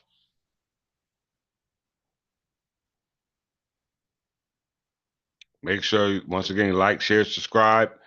You know anybody that like to build with us, make sure you reach out to them. All right, we're not biased, nor do we discriminate. But if you're going to come, please come with some decor. All right, we welcome all of them. Do you bear witness that I am the son and the king of England? Brother Harper, from the House of Harper? You said, much respect. Thanks for allowing me to bear witness. Bear witness to what?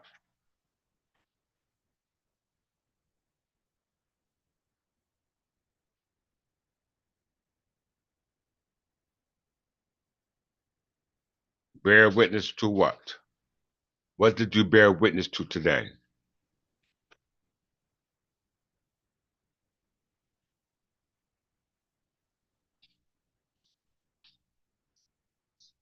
What did you bear witness to do today, Brother Harper, from the House of Harper?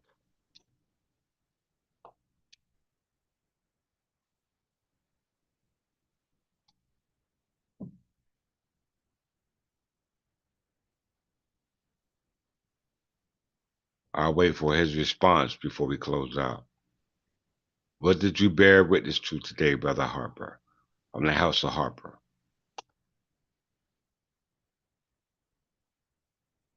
You don't have to answer. I want to put you on the spot.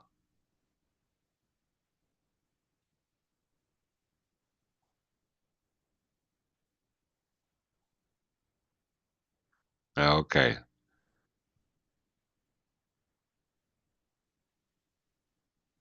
Well said. To the message of the king and to the study of the melanated families of the earth. You the man. All right. Well said. Once again, watch this video over and over and over because it determines your spot. You have now been took off you have now been took off what they call it your ship your ship or your spaceship, which is your physical body, all right, must be put on autopilot. Okay, and the only way it could be on autopilot if it's this lesson resonate with you. If you fight this lesson, that means that you want to control your own ship, and when the mothership tries to dock with you, it's going to be some type of miscommunication with the docking system. Okay, so please make sure that you interpret this information and interpret the signals like you're supposed to. Autopilot. We on autopilot. All we got to do is wait for them to call us to dock. You heard what they said in the video when those. You said the inhibitors are like a dam that block the neurotransmitters. It's like water.